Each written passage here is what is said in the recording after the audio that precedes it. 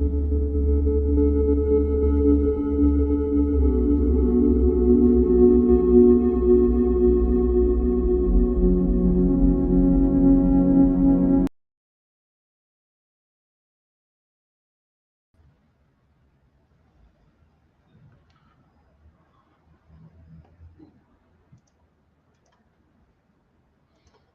hello. Welcome, everybody.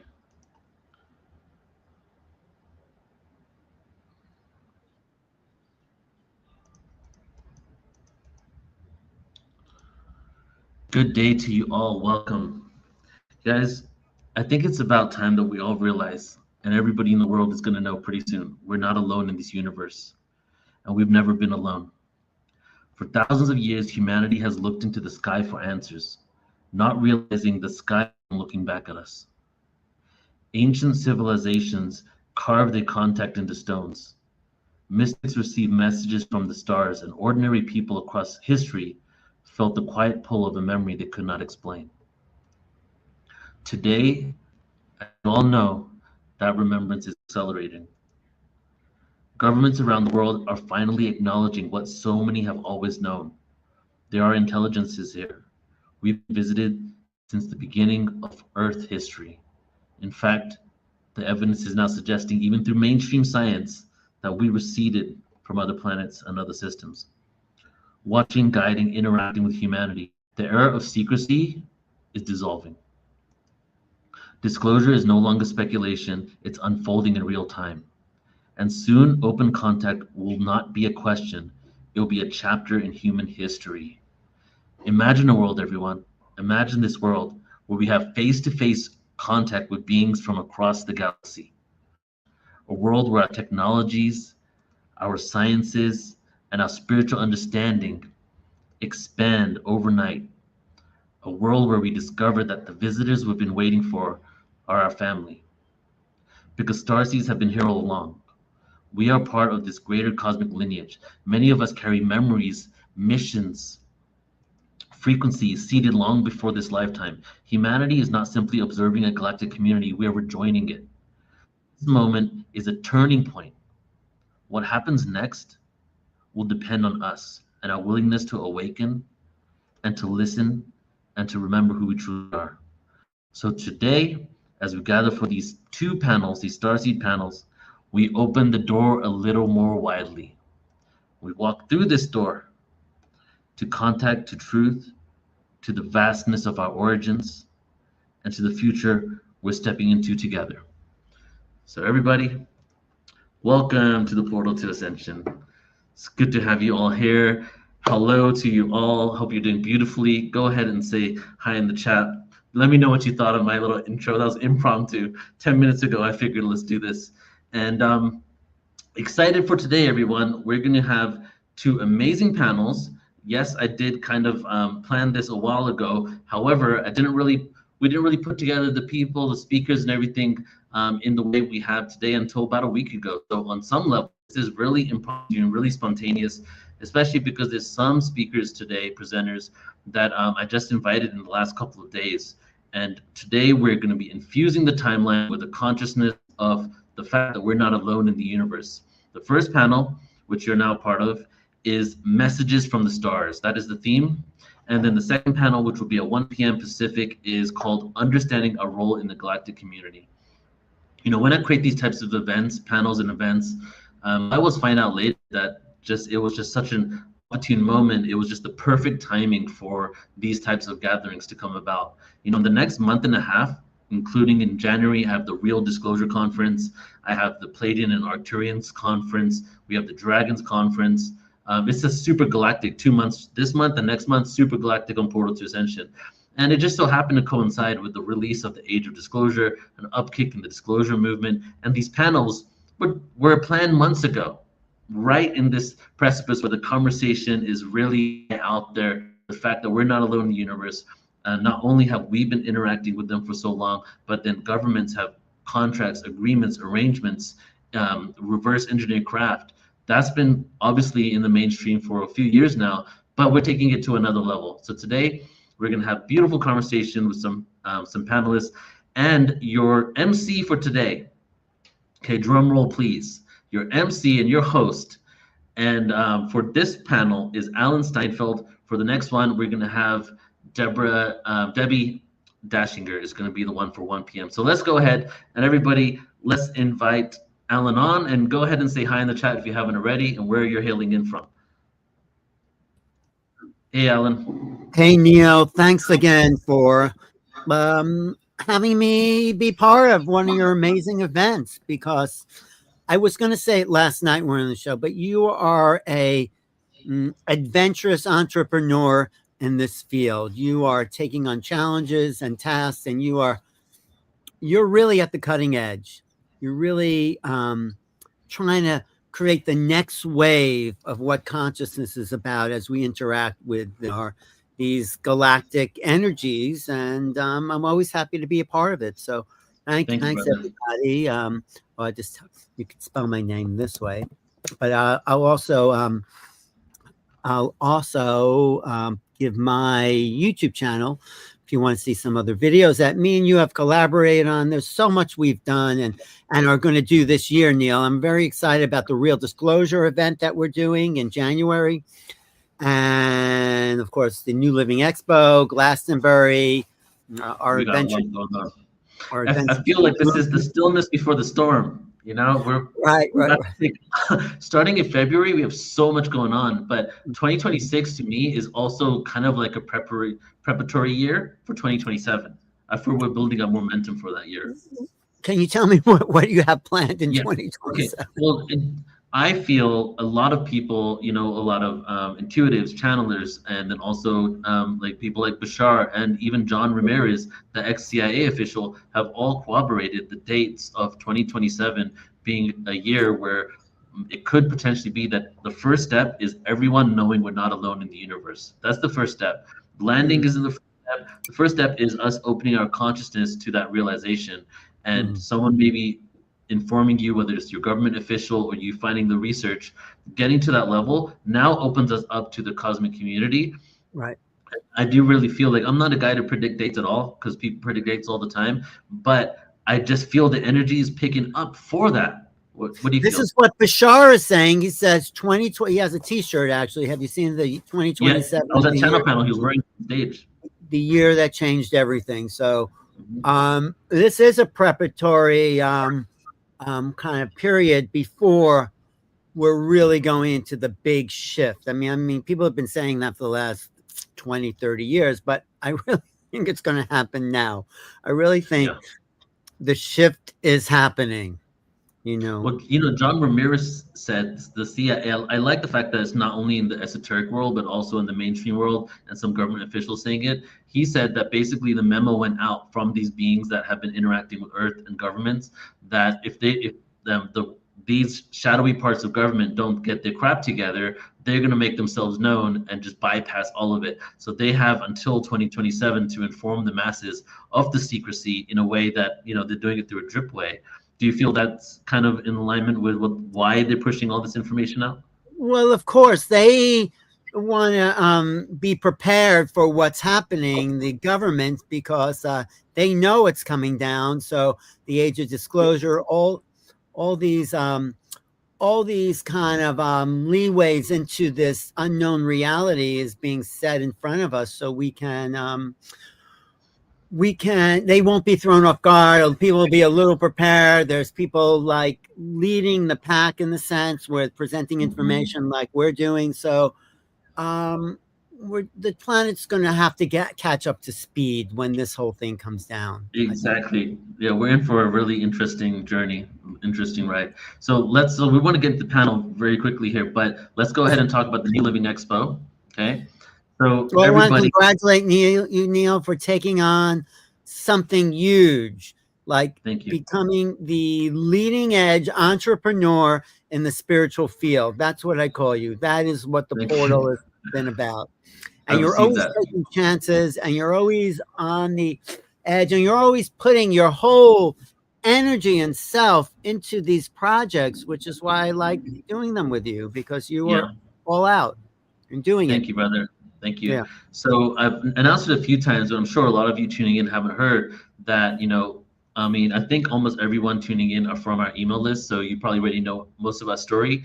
But Portal to Ascension started in 2006. It became named Portal to Ascension in 2008, and then after a few years of just traveling and kind of nomading it in my car, doing sound healing events, meeting up with channelers, doing events, I feel like I learned a lot on how to become a really good event producer. And since then, we've just been taking off. 2012 was my first live conference, the Cosmic Reunion 2012. Bashar was the headliner for that one, and the evolution continued. And then this year, I purchased a legacy conference, one that has roots from 1982 at the Whole Life Expo in the Bay, and now Portal to Ascension is the new owner of the New Living Expo. And we are expecting around 3,000 people, hopefully more, in April 17th to 19th next year, with 125 exhibitors and over 100 speakers.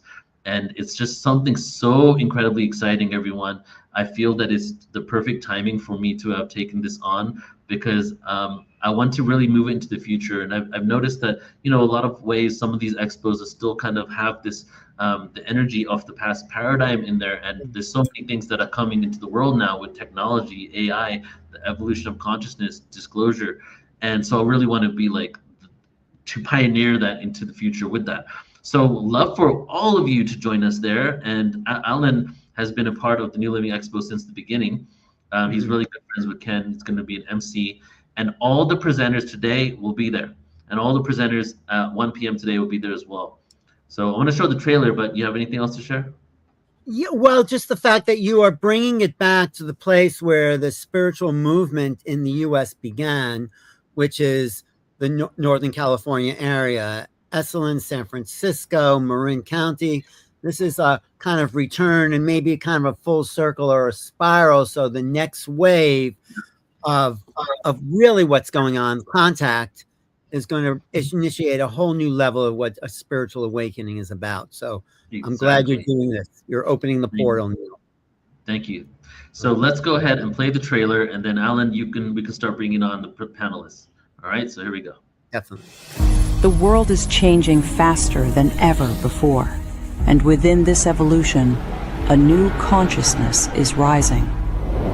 At the New Living Expo, thousands gather to expand consciousness, explore new conscious technologies, ancient wisdom, and the future of human potential. Immerse yourself in 3 days of heart-expanding wisdom and mind-binding awareness, with over 90 speakers sharing tools to awaken your highest potential. 125 exhibitors, 3,000 attendees, awakened souls unite in one powerful weekend of learning, healing, and connection. Experience transformation, connection, and the next chapter of human evolution. It is time for humanity to awaken. Join us at newlivingexpo.com.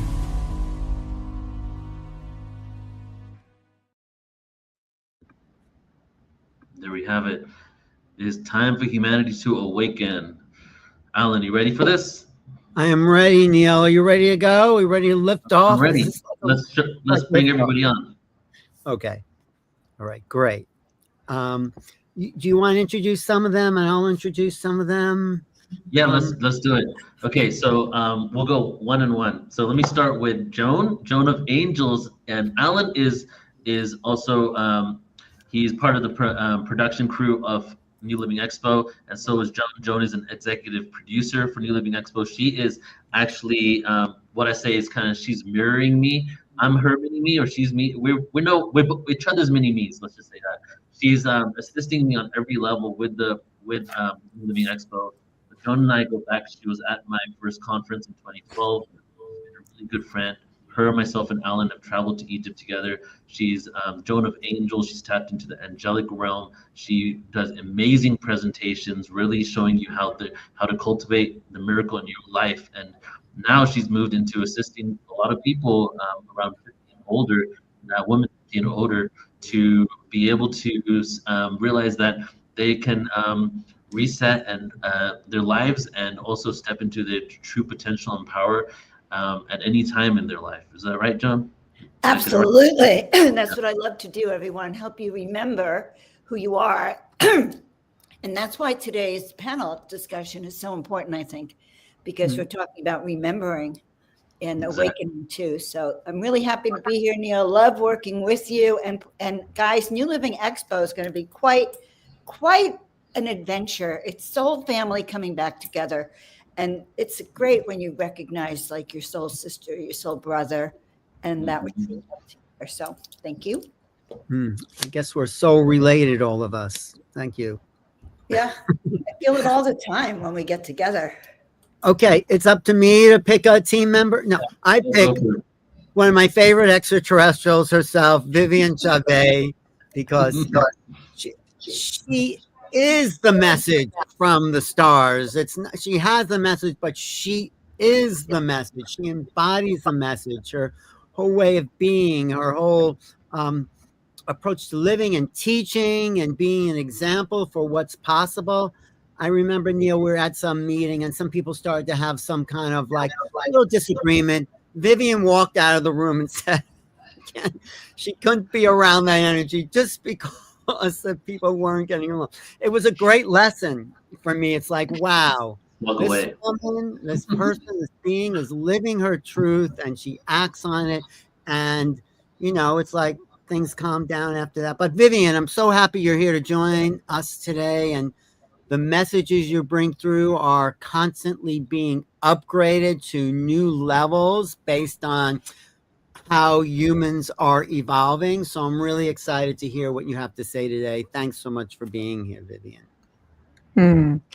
Alan, always a joy. And thank you so much for calling me your favorite ET. I love that. And, you know, there's always, you and I have known each other for quite a number of years. And I remember our very, very first interview together. And it just was in Sedona, and the joy of being here. I, as an ambassador, this is what I'm here. I'm here to make contact with you. I'm here to establish that reconnection, that remembrance, the pathway. So Neil, always a joy to be with you, my friend, always to be in collaboration with Portal to Ascension. And of course, we couldn't do this without the angelic presence, Joan of Angels. And I want to see everyone on the panel. I just love to be in your presence, you know, dear friend AJ and Tom. We got married after at their house, actually. So we have a very, very close heart bond energy, Arcturian Syrian connection. Of course, my star sister, Debbie Solaris. Always a joy to be with you, and the presence of both of you, Diana. Love the divine energy you emanate, and the joy of discovering you, Guru Matthew, John. Thank you for the synergy of the entire panel. It will be really much about making contact, opening the field of the heart's intelligence, and rediscovering the true science of what contact is about at that the conscious galactic opening. It is an invitation, and here we are. So thank you, Alan. Thank you, Viviane.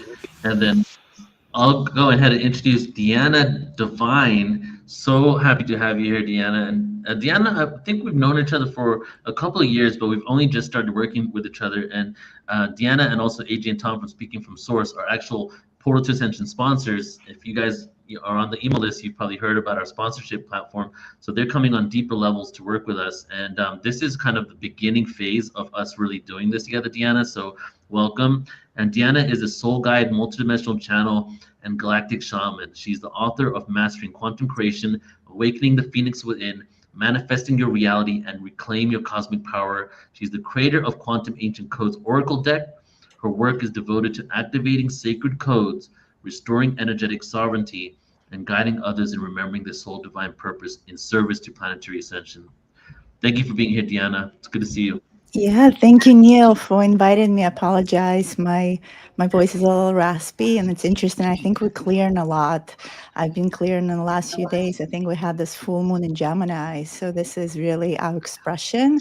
And I think we are that, I would say, last phase of shedding of this year of the snake. And next year is the year to come on stages even more powerfully for me too. I'm so honored to be here, just like Viviane said, in this most beautiful community of people I love. I feel like I know Alan forever. He's a fellow New Yorker, and Debbie Solaris, dear sister. I just went through her course, and we with Viviane and Debbie and Alan and Neil, we were at the Galactic cruise in December, going to the Mayan lands, doing some major activations. And so it's such a nice way to know that another cruise is coming up. I think you guys going to Greece and Turkey. I was in Turkey for summer solstice of this past year. There was a lot of ancient codes I was activating there in the underground cities, in the inner earth portals. There's a lot of realignment is happening on Earth right now. And all this work all of us are doing together is merging. I really feel that. So I'm super honored to be on this panel and having this full support of this beautiful galactic team together. Thank you. Okay, it's back to me. I know John, I know Debbie. Well, I'm going to go with Debbie, and we'll save John for my next round, maybe. Okay, Matthew John, sorry. Dear Matthew John. Debbie Solaris. I've done lots of events with her. You're like a walking encyclopedia of extraterrestrial beings. I mean, you have to take notes when Debbie's speaking, because she just goes through these lists and the characteristics of these beings, and really is fine-tuning our understanding of what extraterrestrial existence is all about. I'm not sure how you get that information. I know a lot of research. I know a lot of inner work, a lot of connections with your own experiences to the stars, and it's just fantastic to listen to you and what you're bringing in, and I'm excited about what you're going to share today. So how are you, Debbie? I'm doing good. We're getting some warmer days in Colorado, so it's nice to see some clear skies for a change. But yeah, I've known Alan for a few years now. We were together at New Life Expo, not New Living, but New Life Expo, based out of New York. And then we've been involved with a few projects since then. I have to say, I don't know Guru Matthew John or Speaking from Source yet, but I have worked with everybody else on this panel, and what an amazing crew. I mean, this New Living Expo that we're going to be moving towards in April, it's just going to be just a mind-blowing experience, and I'm just real happy to be a part of it and joining with all of you. Thanks, Debbie, for being here. As always, I'm very excited to hear your latest download. So yeah, we'll get there. Yep. Got there. All right, and then next up we have Speaking from Source, Thomas and AJ, Intuitive Channels, and as I shared, they also came in as sponsors. Actually, they came as the first sponsors, so they have a special place in my heart. 8 months ago, when I sent the email out, the first ones that jumped on board, and we've had such a good friendship and relationship ever since. Done a lot together, including just that random impromptu event we did like this for channeling. It was really fun. I'm sure some of you probably attended it. So Thomas and AJ are Intuitive Channels co-founders of Speaking from Source. AJ, an Arcturian starseed born in Melbourne, Australia, has a profound connection to the extraterrestrial realm in ancient Egypt. And Thomas, who holds a PhD in communications, discovered his spiritual gifts while working with a mentor in Washington, D.C. A lifelong learner, he is currently completing a doctorate that might have finished by now. I don't know if that's still going on. And further expanding his knowledge of the mind, spirit, and higher consciousness. But beyond that, I'm not sure if we're going to get into you guys channeling today because of the panel discussion. However, okay, we will. They are a joint channel, and where they are both channeling the same frequency, the same beings at the same time. And so when it comes to channeling and listening to people, and then also having that healthy skeptic that I sometimes have within me, I gotta say, when I hear them communicating and basically literally finishing the other person's sentence and being on the same frequency at the same time is quite a profound experience to witness. So really happy to have you get here, guys. We're so glad to be here. Thank you, and glad to be with all of you. Yes, we're so very thrilled, and the guides have us together to be a living example of the new consciousness, the shared consciousness that is coming to humanity right now. And each and every one of you are all sentinels leading the way in your own way. And it's so delightful to see this come together, as it were. It's interesting how each of us bring on our gifts and our transmissions a little bit differently. And I think that's important to recognize, because the guides have told us that each one of us brings something unique as messengers. And so we're delighted to do it the way they've taught us to do it, which is simply that Tom and AJ are less important than the guides themselves and their messages. And it's so delightful to succumb, if you will, to those messages and to receive those messages telepathically, really together. It's really delightful. So Yes. we are thrilled to be here with all of you. We have such admiration and respect for you all, and delighted to be in the circle with you. Delighted to have you guys here too. Really appreciate you and just everything that you bring. So thank you. Okay. Guru Matthew John. I knew him before he was a guru.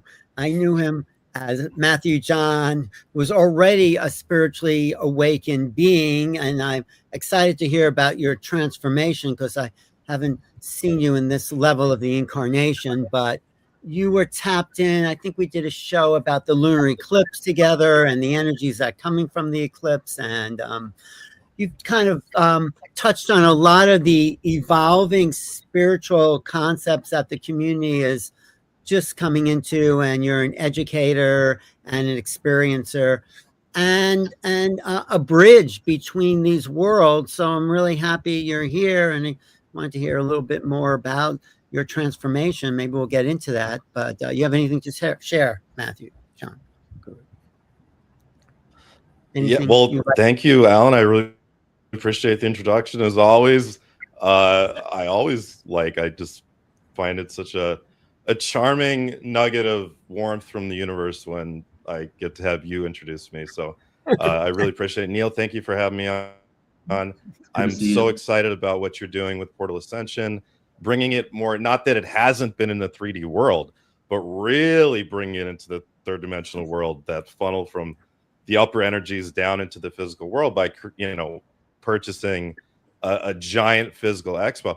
And Alan, I love what you said about it being this full circle, everything being a spiral in reality.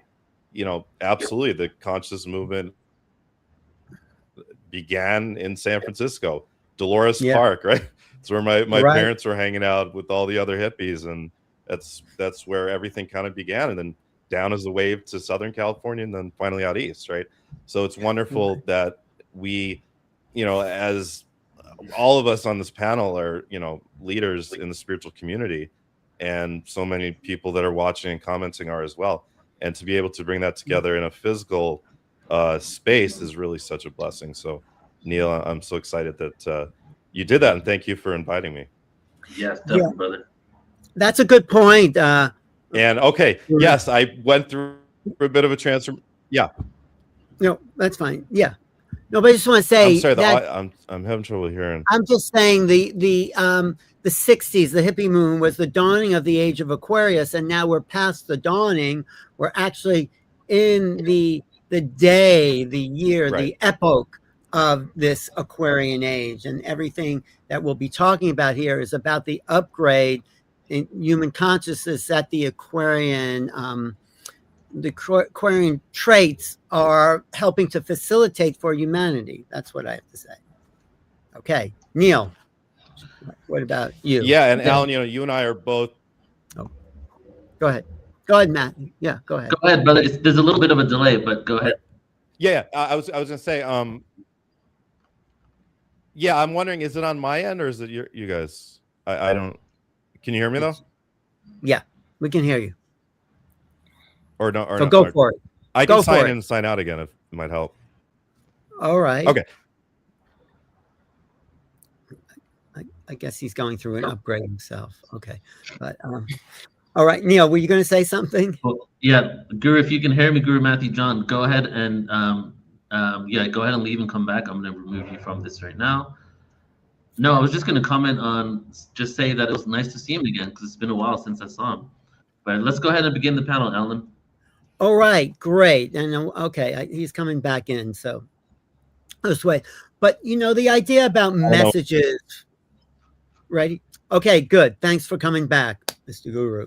The idea of messages from Starseeds, from the stars, is that these messages evolve over time. So what would have been said to us maybe 20 years ago, even 10 years ago, I think those people at the leading edge of this movement have integrated. So the idea behind these messages are to up level us to the next phase of our evolution. So so it's exciting to be in the midst of this evolutionary moment as the bigger downloads come in, and we are moved to integrate that to form what Joe Dispenza says, new neural nets of cognition to see the bigger realities. So that's why I'm going to start with Viviane Chauvet and ask her, Viviane, I know we've known each other since Sedona, maybe that was the 30 years or something. And you've really come into your own. You've led trips. You have a movie about you. You're introducing the Arcturians on a whole other level of consciousness, but you yourself are being upgraded. So what new information does humanity have to know and integrate today that will take all of us to the next level? It's a great question, Alan, and as always, I love your energy and how you bring questions. So it's nothing about what is new. It's about how we are rediscovering the potential that is already embedded in ourselves. So 2026, it's going to be truly a great threshold for spiritual integration and evolution. So this is just the beginning. It's going to be a cascading effect coming in through 2026. 2027 is going to be a bridge, and then moving to 2028 and even all the way to 2029. Now, with that being said, you have to understand that those are just markers in time, because we have to release ourselves from the confinement and the limitation of linear thinking. So as a sentient beings that we all are, and Earth human beings are no exception, it's about reclaiming your true identity as a holographic, multidimensional, eternal being having an Earth human experience. And as we move into that directions, there are so many sentient group, or if you want to call them in star nations or intergalactic groups consciousness, who are really ready to reinterweave the unified field. And that unified field is going to be your platform of true communications. So the neural pathways is just an aspect of the upgrade of the human template. There's an evolution on that level. There's an evolution also through the eternal energetic pathway of the body, moving out of a carbon-based third dimensional earth human energy into a celestial, more angelic human template. And this is going to be a transitioning out of the third dimensional matrix reality, meaning more identity to personality self, and moving into a higher soul matrix identity, where you start to really embracing the multifacets of your beings. In this way, again, that unified field that we are moving into, it's what really carry us through. It's what really unify all of us.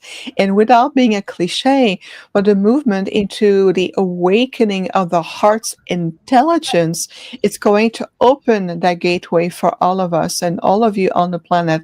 And remember, I am a bridge. I'm a direct point of liaison on behalf of many, many intergalactic groups, including the Federation, the Galactic Federation of Alliances, and other aspects of the Council. And we can see that there is a palpable change, palpable shift of willingness to expand in your conscious field. And so all this energy, we receive that and we are responding to you. So it's think of it this way: we're reharmonizing the transmitter and the receiving way, whether it's from Sirius, whether it's from Vega, whether it's from Alpha Centauri, whether it's from even an interstellar or interdimensional being. You are moving more into this conscious, unbonded, universal field. And this is where we are shifting in that direction. That threshold of 2026, again, as a marker, it's the momentum for your entire species to take this quantum leap of moving and releasing yourself from old identity and depleted timeline. And those depleted timeline includes the middle one we're in right now, that you've been in for generations, and releasing yourself from the hooks of redirecting your power and your authority elsewhere, whether it's technology, whether it's, information, whether it's having the ET landing on the lawn of Washington, D.C. We have to release yourself from these cliches. And it's about higher intelligence, reconnecting with another, and we are ready for you. The question is, are you ready for us? Well, that is why we're doing this, to get ready for us, for you, for them, for all of us. But I do like what you say about years being markers. Of course, those are arbitrary human, like things we put on time frames, and it's not like, oh, suddenly we're in a new dimension in 2026. I mean, we can be if we mentally cognize that, but really it's an evolution that is washing over us in a sense. I mean, what do you say, you guys, speaking from source? What does source say? Where are we going? Well, fascinating. And I love following Viviane, because I feel like what the guides have been telling us very clearly is very practical. So in other words, if we're going to join this galactic community, then it's essential for us to recognize what we share. And we share source. We share the love of source. We are adored. All of the star beings are adored. And so the question becomes, what separates us now from that community? And the answer is separation itself. It's our focus on difference. Absolutely. And so, what the guides are saying through us as well is, don't wait for the mass disclosure and the lights in the sky. Establish your connection now. Open up to what is available to you now, because the extraterrestrial beings and the guides, and myself as an Arcturian twin soul, Thomas as a Syrian star being, you have resources and people and abilities to expand upon right now. But what we love about the guides is how practical they are. So they like to say, the test is not all of this conversation. It's how you are when you're on the highway, and how you feel when someone cuts you off, and how you respond to other human beings. Because before we're able to make those connections with other civilizations, we've got to figure out how to work with other humans right now. And so those very small ways that we separate with other humans now are all critical tests for us.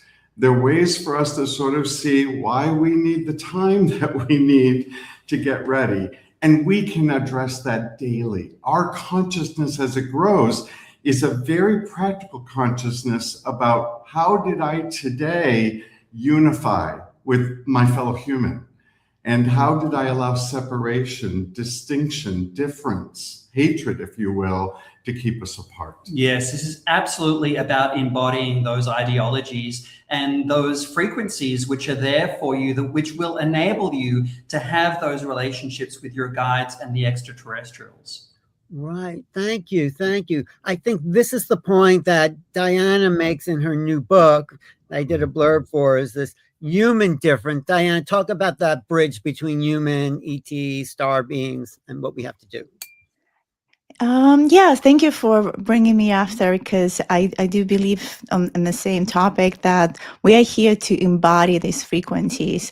And in order to embody this frequency, I totally agree with the guys, like you have to embody them on a daily basis. That means developing practices that will help you to stay in a coherent state, because the outworld is really busy right now. There's so many changes and we can't seek validation from outside. So really the work starts internally.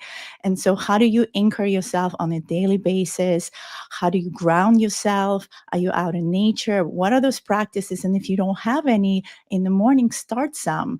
I mean, they can be as simple as gazing at the sun. There's so many codes coming in right now. I mean, we are up here with Alan in New York, so our sun is not as bright, but you can still find those sun hours. There's so much solar activity, cosmic activity happening. And the best way to connect to it is also to be that divine instrument. So I help people to activate the Kundalini energy field and also the light language, the source language, as I also call it. And this is our time to learn how to, vocalize it. So allow these codes to digest in and maybe make a hum, a song, like find your own soul signature and how it wants to express itself. And that can be also a wonderful activity. You can even take a shower in the morning and just start toning.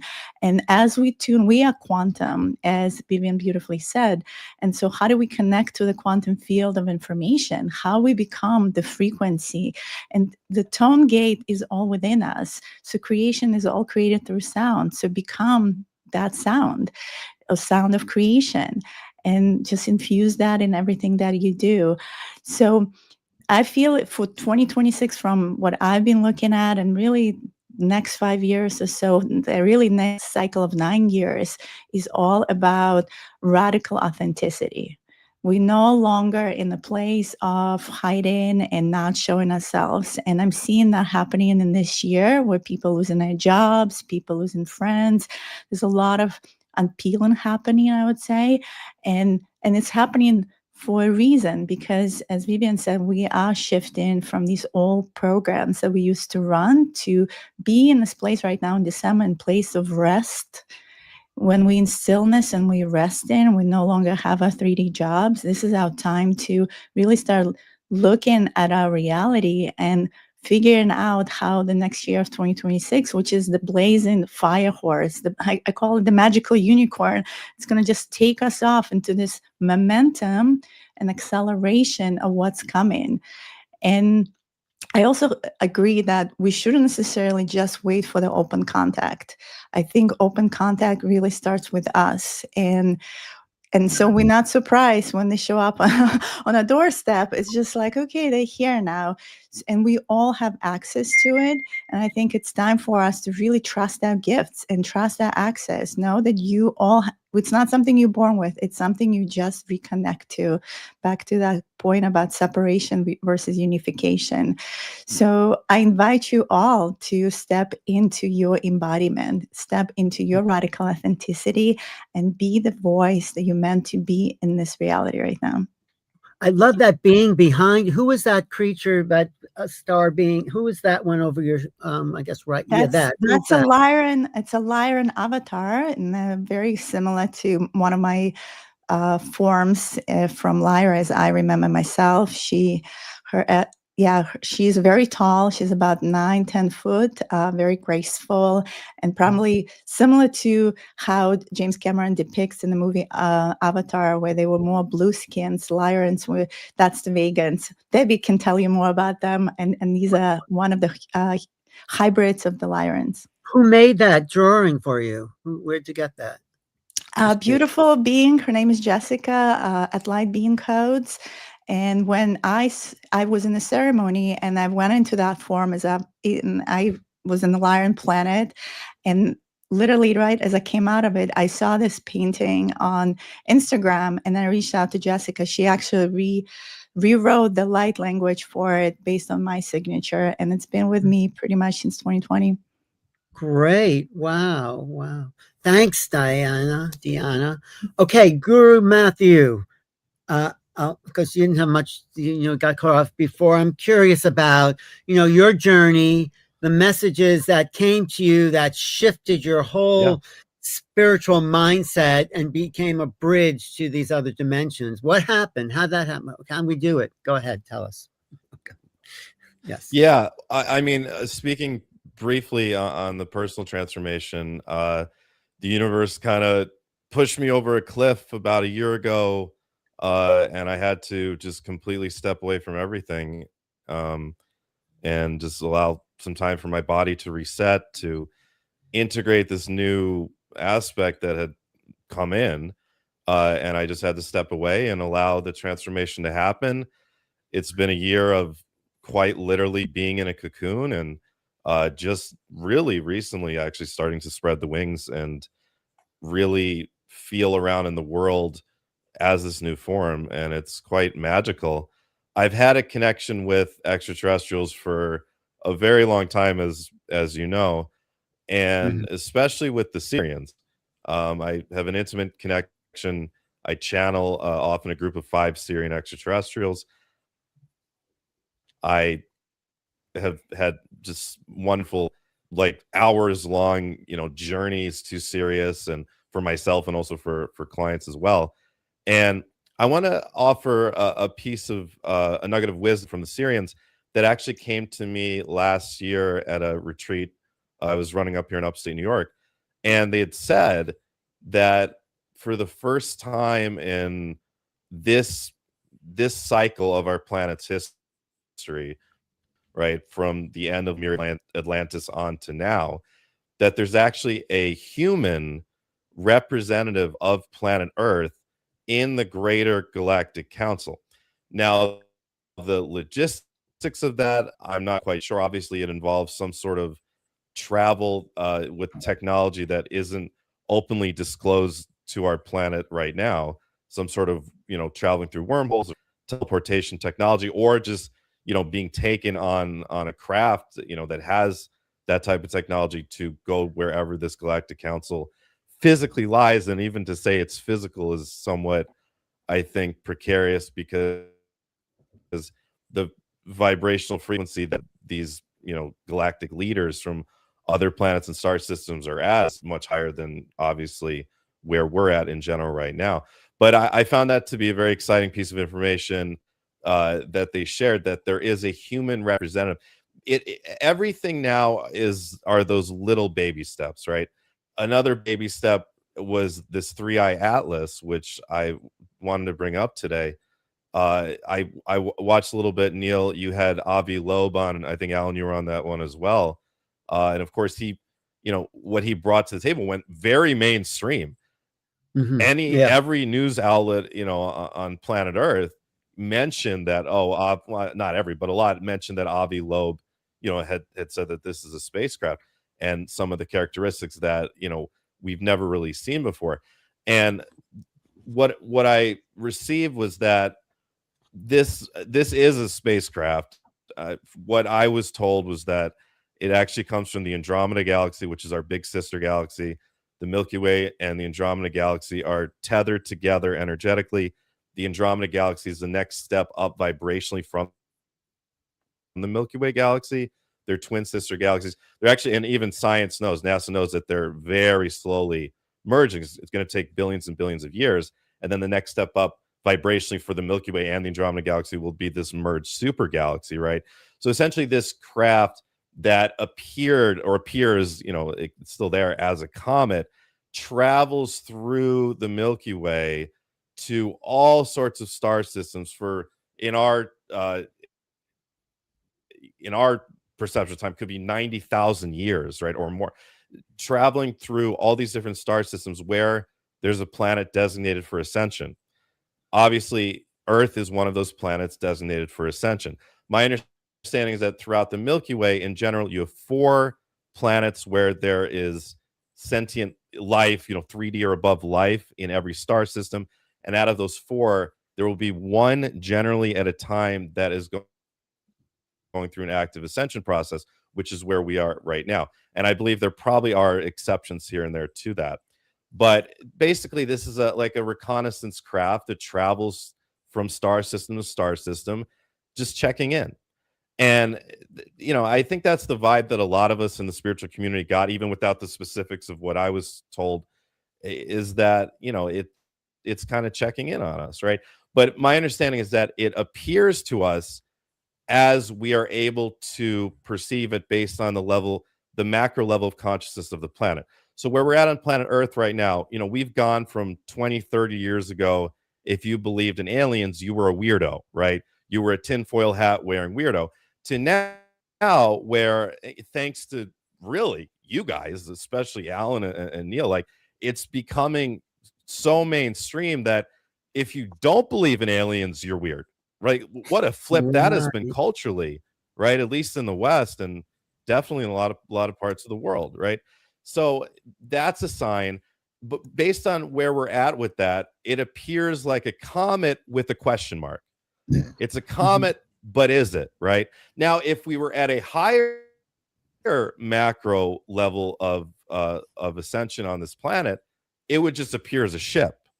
But we're not there yet, right? So it's another little baby step nugget towards that true first contact, whatever. I mean, in my opinion, we can say we've already had first contact 1,000 times in the past 50 years, right? Look at the Phoenix Lights, back in 2002 or whatever. I mean, that was massive, right? But what that true, like, Hollywood, the ET crafts landing on the White House lawn, I do believe that will be a thing, and I think a lot of us do. I will say, based on what I've received, I don't know if it's 2027. I've always been shown early 2030s, but I don't know. Things shift so rapidly too. We're always oscillating between these macro planetary timelines, and it really does highlight the free will factor we have, not just as individuals, but as a collective. Right. Like every little chess piece, this war and this problem on the planet, they're not necessarily set in stone. They will shift based on, at any given moment, the level of consciousness on the planet. That's why there's always opportunity. So when we come together in a setting like the New Earth, the New Living Expo in April, and really gather this wonderful high vibrational frequency field by being there together, Neil, I don't know if you're going to do a mass meditation there. I would love to see something like that. But we have this opportunity to create the higher vibrational fields. And as we do, we shift world events. And as we do, we shift the possibility, the timelines of when and what that true first contact will look like. So it's always shifting. And I don't know. I don't want to say for sure it won't be 2027. Maybe we'll catch up and it will be. But I think we're on a great track right now. Yeah, we just put out these possibilities and information and prepare people by this kind of conversation. So thank you. Thanks for sharing that. When I get to Neil, when are we finished with this session here? Well, since we kind of had a little conversation in the beginning, we can go a little over. So, we'll just see when we feel like we're complete. Let me just, before we bring Debbie on, let me just say, so I think 2030 is a good date too for maybe like more like interactions or even landings or something like that. I think the first step is for us to just know that we're not alone, and that's going to be happening on exponential level. Maybe not the whole planet, because there's like small villages in India, for example, without TVs. You know what I mean? Like, but 2030 sounds right in regards to the fact that there's also conflicting agendas in regards to the World Economic Forum and different types of things that they want to implement on us by 2030. And it's like a fork in the road between a disharmonic future that they have outlined on paper in documentation for 2030 for the world, or this like organic timeline that we're creating. So that window sounds right to me too. But again, you can't ever come up with the date. It's up to us, really. Yeah, right? we've always had that, like that.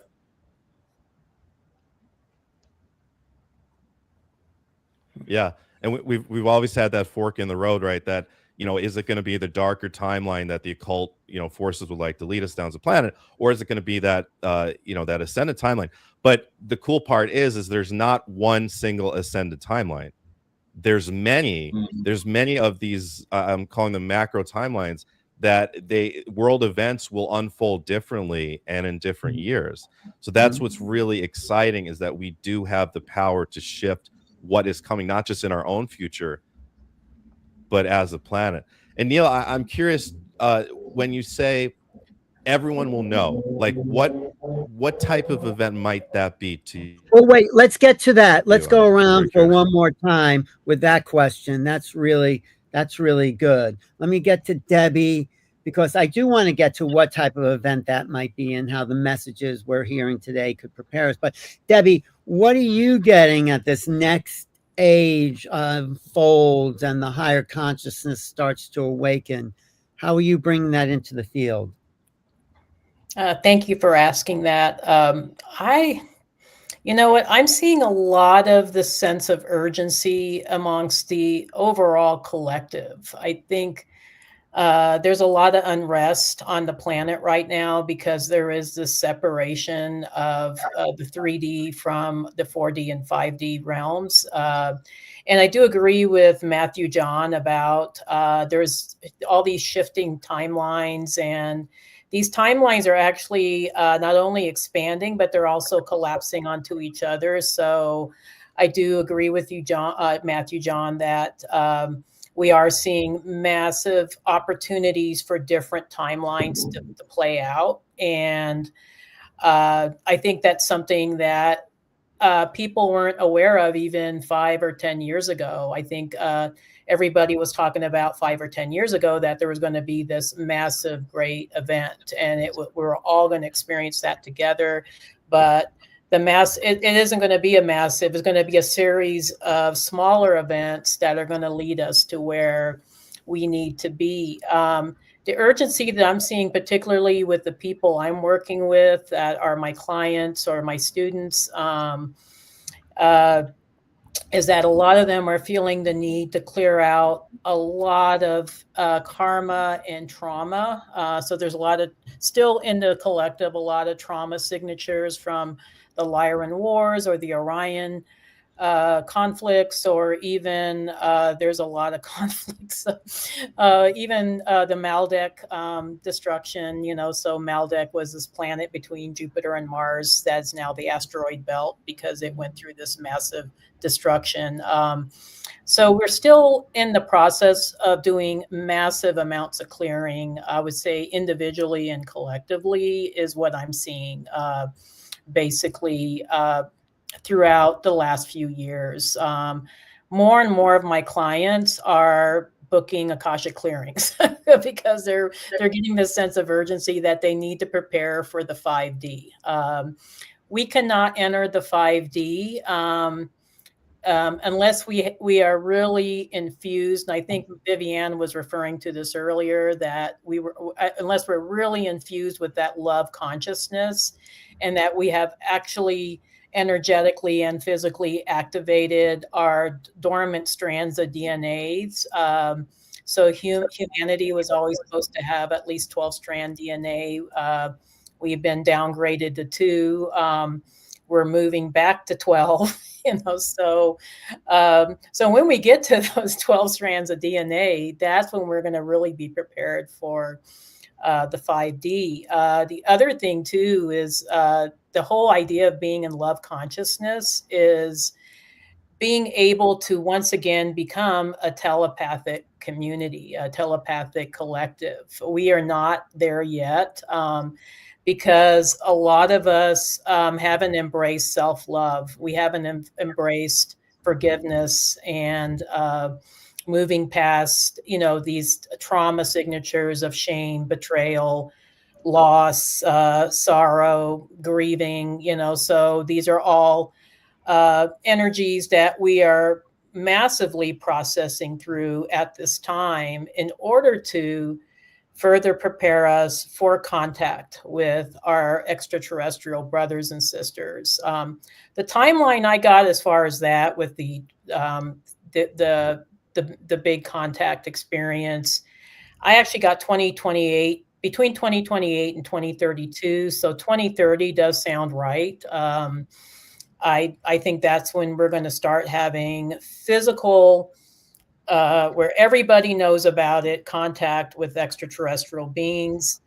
Personally, I believe that we're not going to have contact with Pleiadians or Sirians just yet. That the beings that we're going to be in contact first will most likely be Venusians or Alpha Centaurians, because those are the civilizations or the off-world civilizations that are located closest to Earth and that are most like us. So I feel like we almost have to go through these baby steps, even with contact with these beings. But we are living in massive, massive change right now.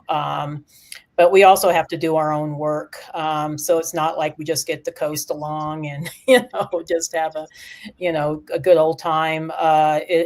We have to do our own work. A lot of us are shedding the matrix, the connection to the 3D. We're shedding ancestral contracts right now. A lot of us were born into Earth families in order to assist Earth families in shedding ancestral karma. And we've done massive work. I think that's why a lot of us had very challenging experiences in childhood. Particularly, I would say first wave volunteers, but even second and third wave are also going through their own challenges. So that's pretty much the messages I've been getting lately, and I hope that that rounds things out here and prepares for the next question. No, thank you, Debbie. And I think my opinion is that it's happening. It's like boiling water. Mm-hmm. It's like there's a little thing that bubbles here and then it bubbles here. So contact is being made that way with individuals. And at some point, the whole pot's going to boil over, but we're not there yet. But these little awakenings and movements and for us here, this is content. We have made content. This is the future here. And it's going to take a while for the planet to catch up, but maybe there'll be a really rude awakening that happens. And that's always exciting to get woken up in the middle of the night from the sleep. And then boom, you're in a whole other reality. So that's what me and Joan have been talking about for the last couple of years, right, Joan? We've worked through our human karma. And now what's our galactic mission here? Joan, thanks for being here. Okay, you're unmuted and go for it. You were unmuted. Can you unmute her, Neil? Let me try. I don't want to miss a word.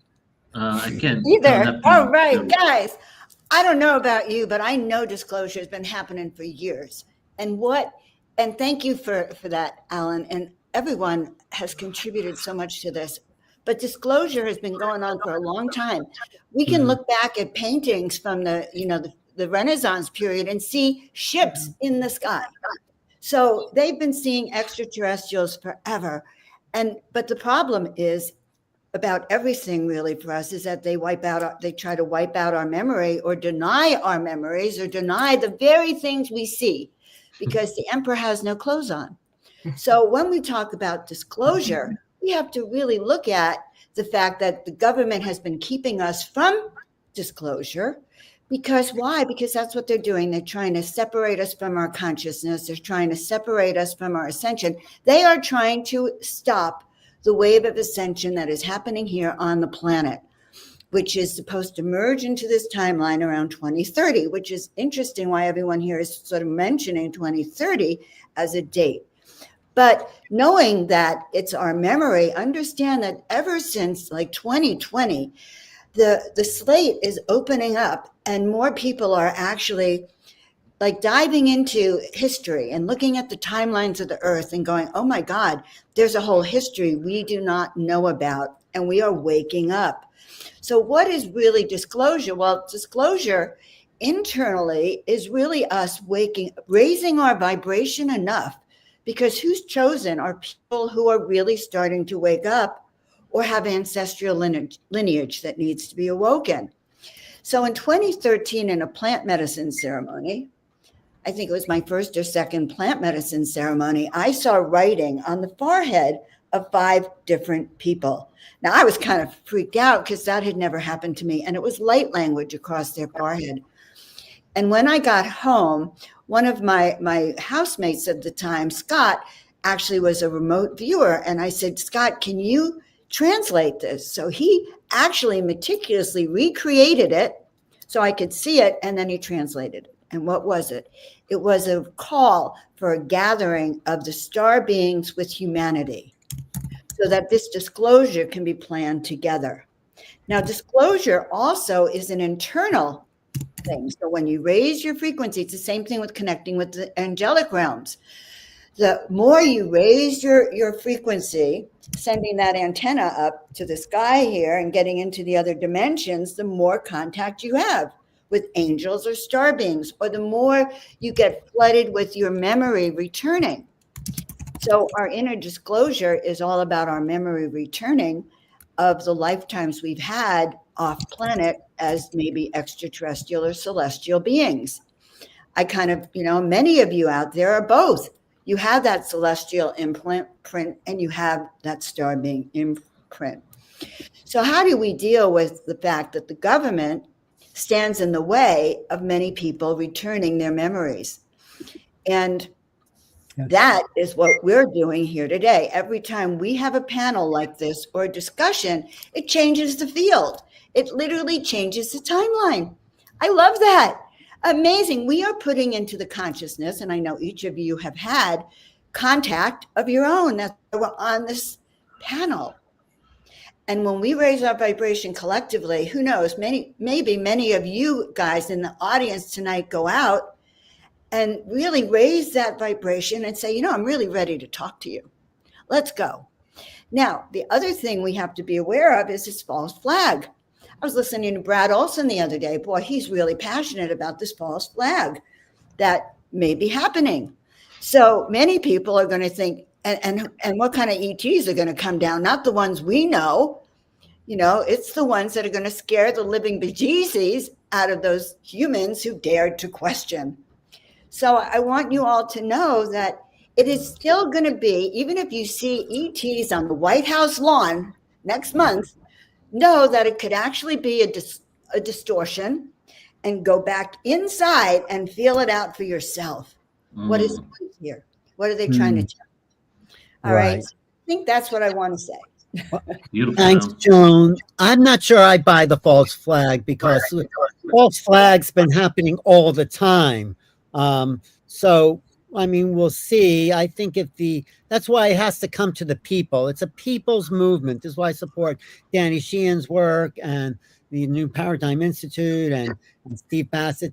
It's up to us. We cannot wait for anybody to show up on the White House lawn, including whoever's in the White House. But we need to do it ourselves. Right. We are the disclosure. I think this is what we're saying. Brilliant. About you.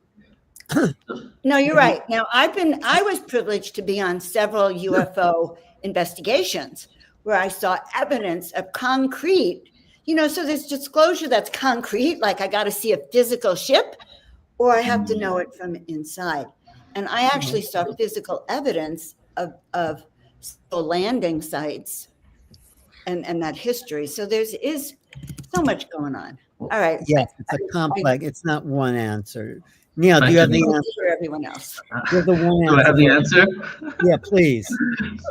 So I'll open the board. Okay, so this is what, in regards to the panel, I feel like I'm going to share something right now, and then we'll go do a rapid fire round, give everybody 2 minutes to just download messages from the stars or whatever you want to share.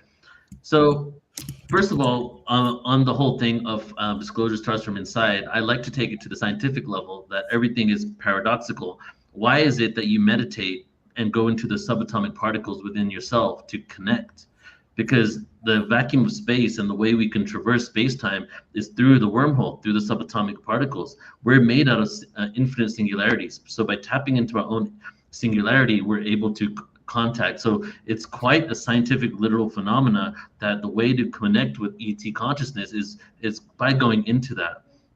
Now, what do I feel Earth is, right? I feel that, I think AJ and Tom shared that we need to learn how to work with other humans. And that's a huge component, is us really realizing that there's a lot of people on Earth that have issues with other people on Earth, rather than us projecting that into, you know, just like how we projected that consciousness onto our gods in the ancient Bible, Yahweh, Zeus, and all that, projecting that onto other beings, thinking that what we do to each other is going to be done to us.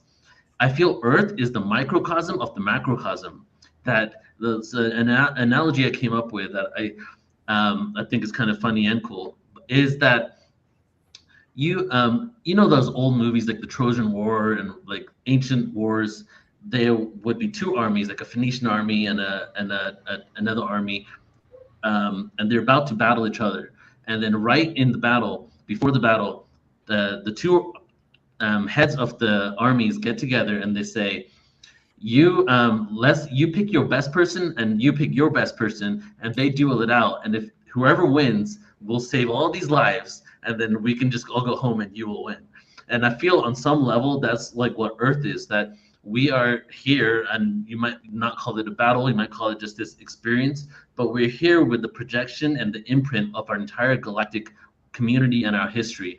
Ever since the inception of humanity, ever since the Lyran Wars, genetic manipulation, there's been so much division within our galaxy. There's been so much, for lack of a better term, speciesism, aka type of racism, where there was a lot of disconnects. And then all of a sudden, the Earth experience happens. And over generations and generations and millennia, all these beings started donating DNA to the human experience. And these beings that were genetically separate for so long are now, guess what? All within us.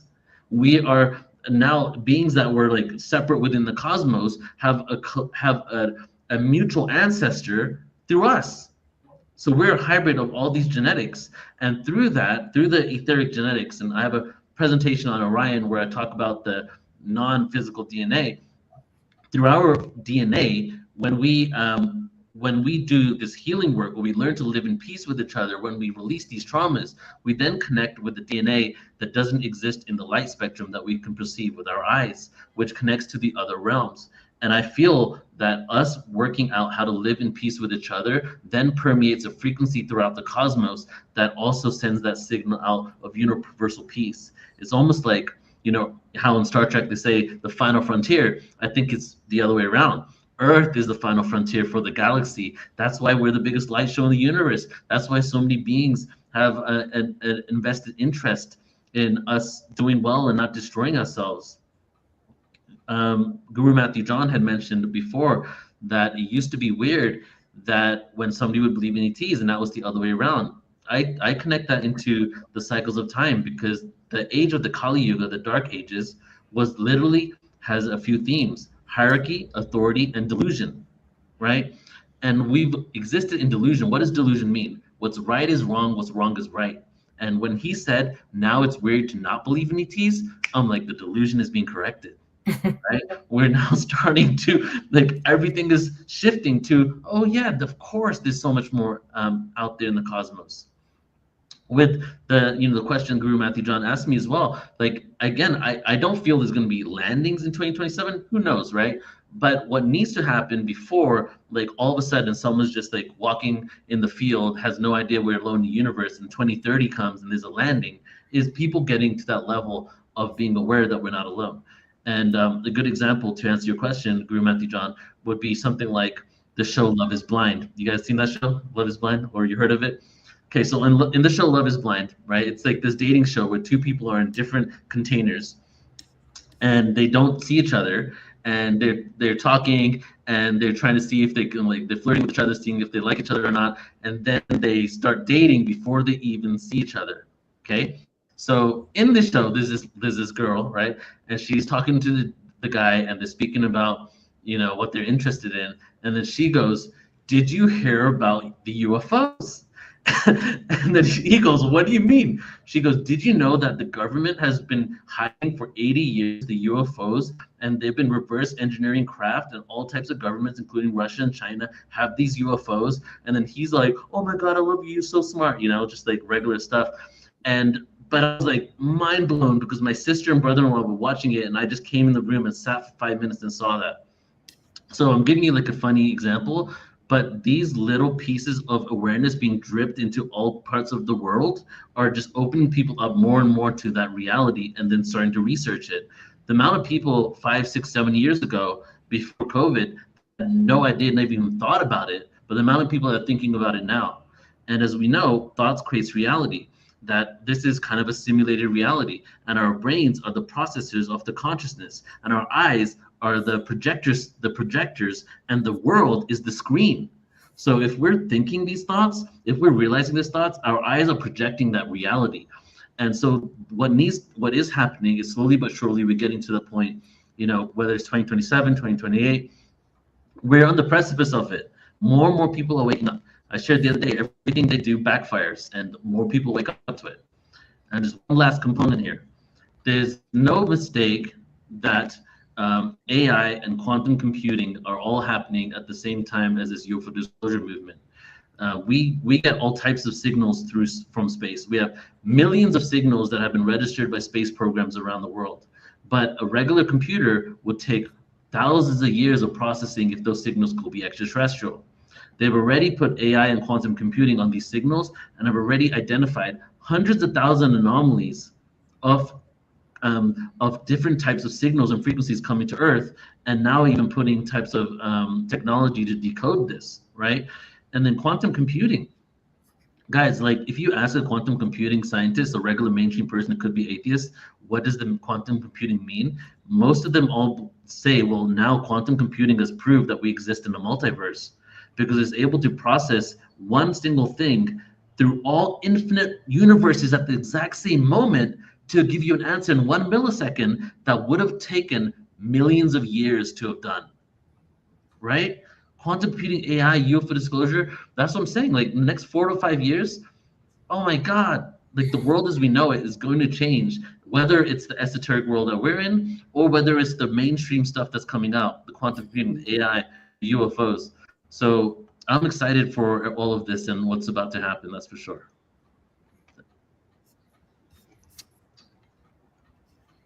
You're muted, Alan. When is the next panel starting? 2 hours. Oh, in 2 hours. Okay, so we have time for everyone to go around. You want to do 1 or 2 more rounds? It's okay. So in this round, we're a team.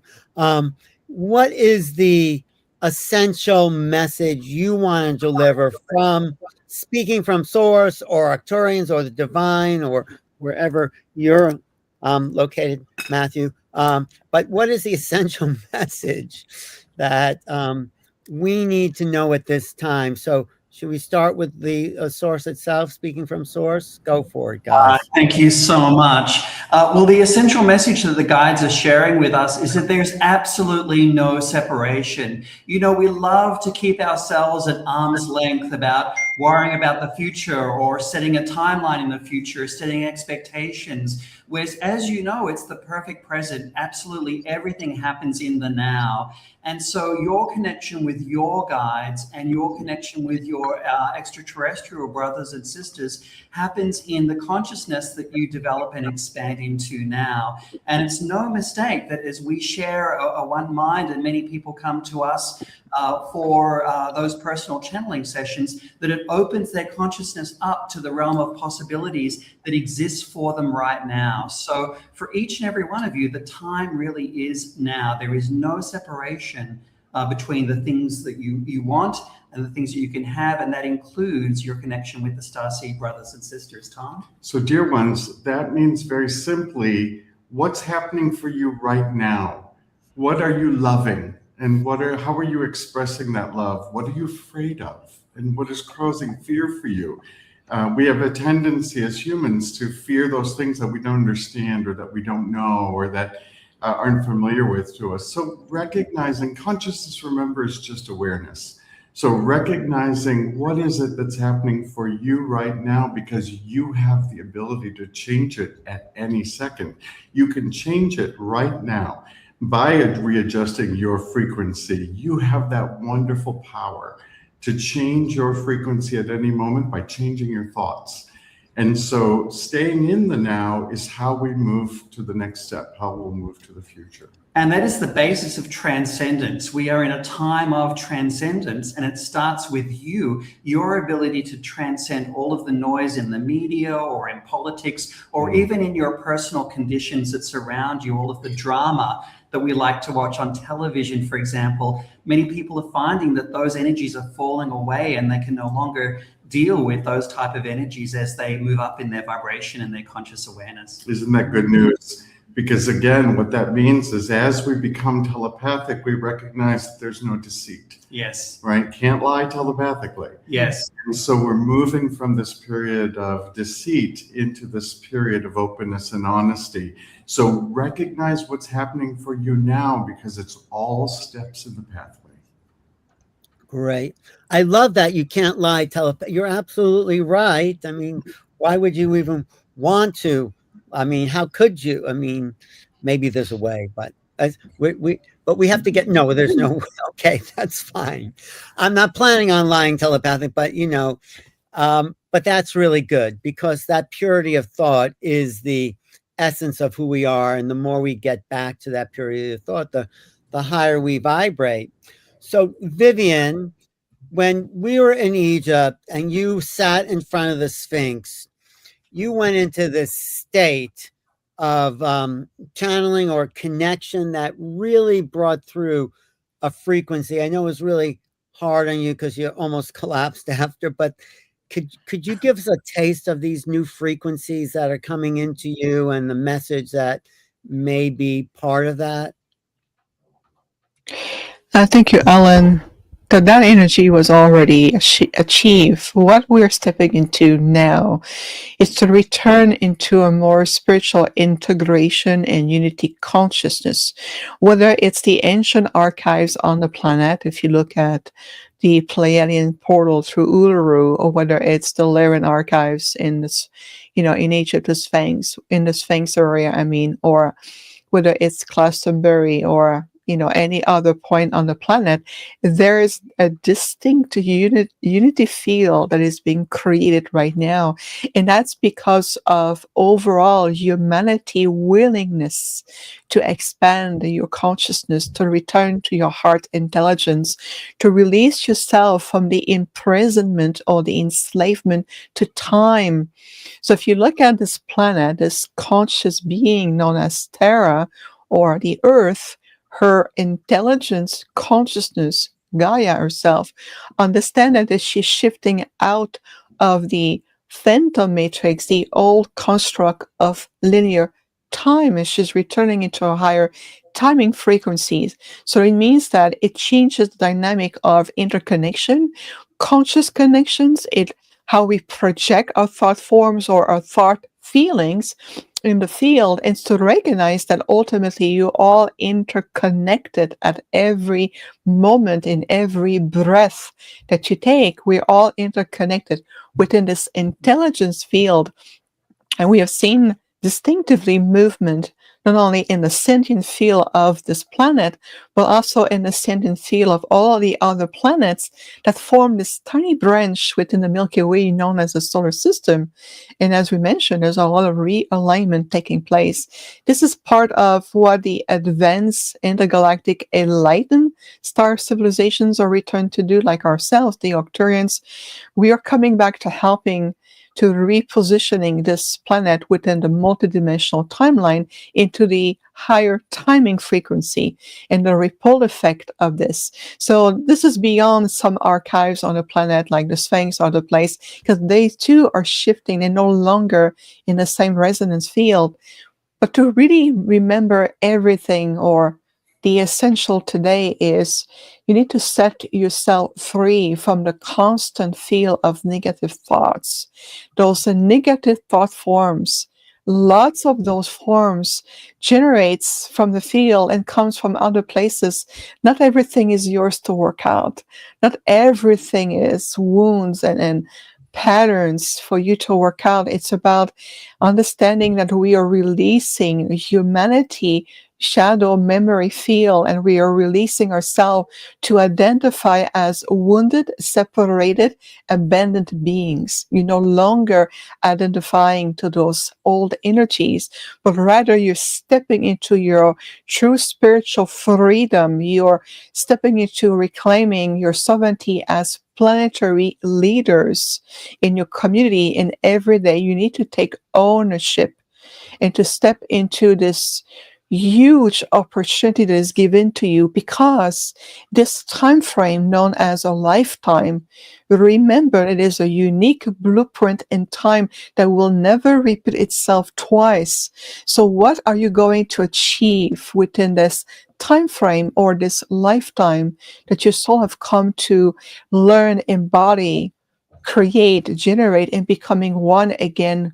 And this is what we're seeing. This is an ultimate spiritual initiation into the higher dimensional frequencies. You're returning to identify yourself as a infinite being of complete pure potential.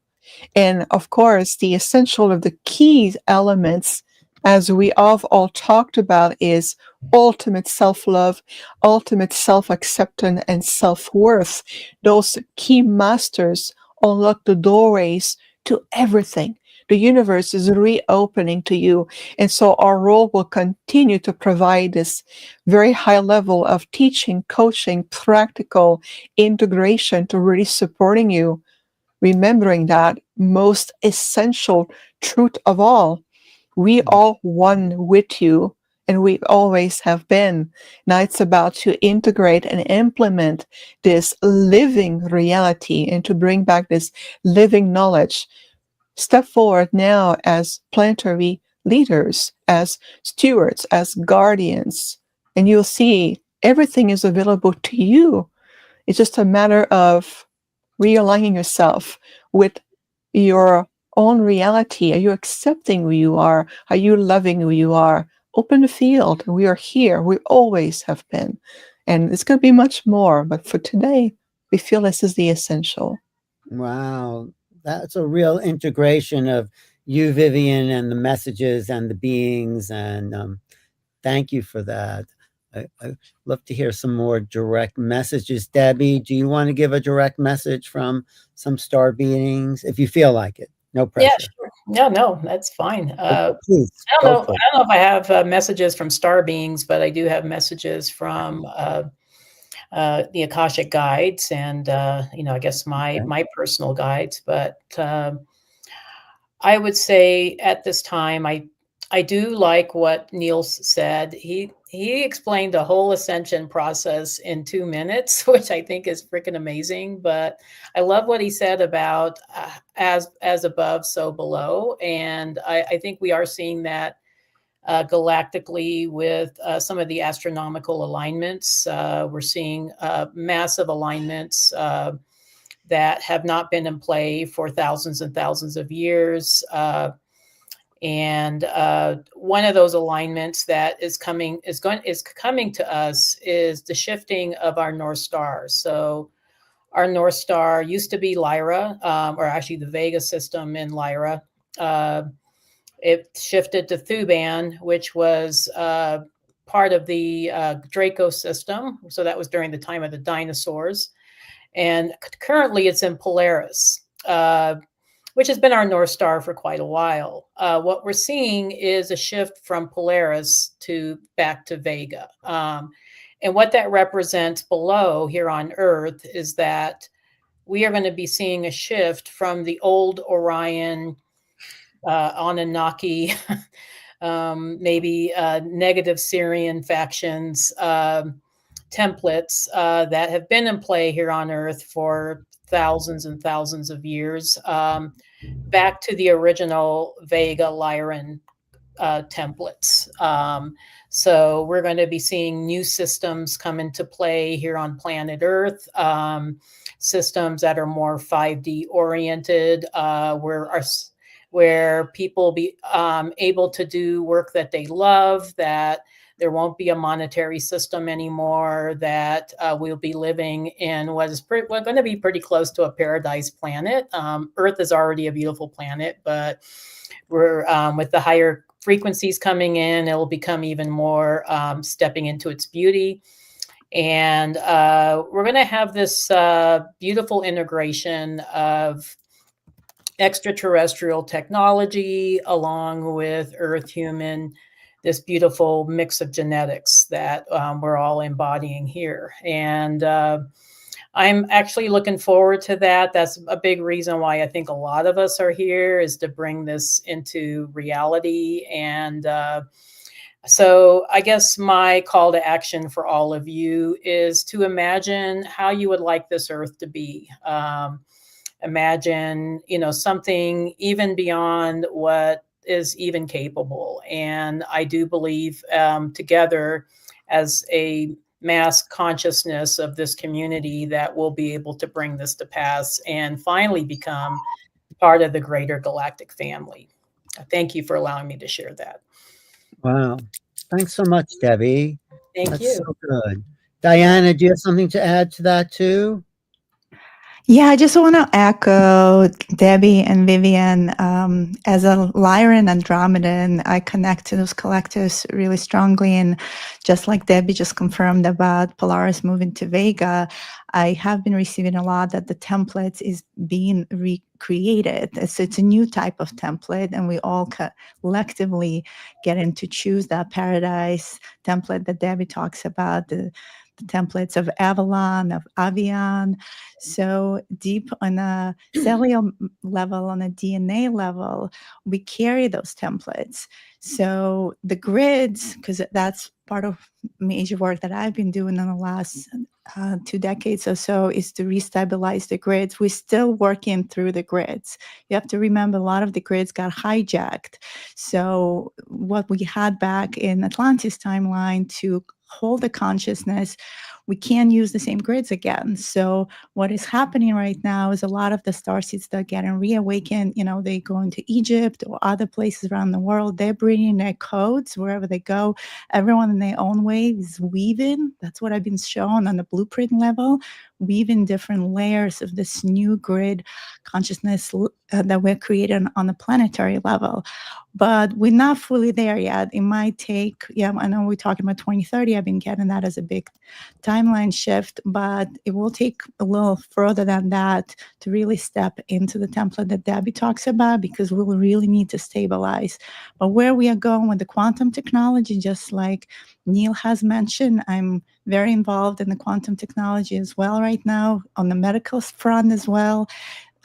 It's exponential, and using the quantum technology will move out of the 3D where the energy is push and pull because it's finite, and we'll move into the quantum where it's infinite. And that's what's going to help us to create these grids and actually fuel this layer of consciousness that we need to uphold on Earth.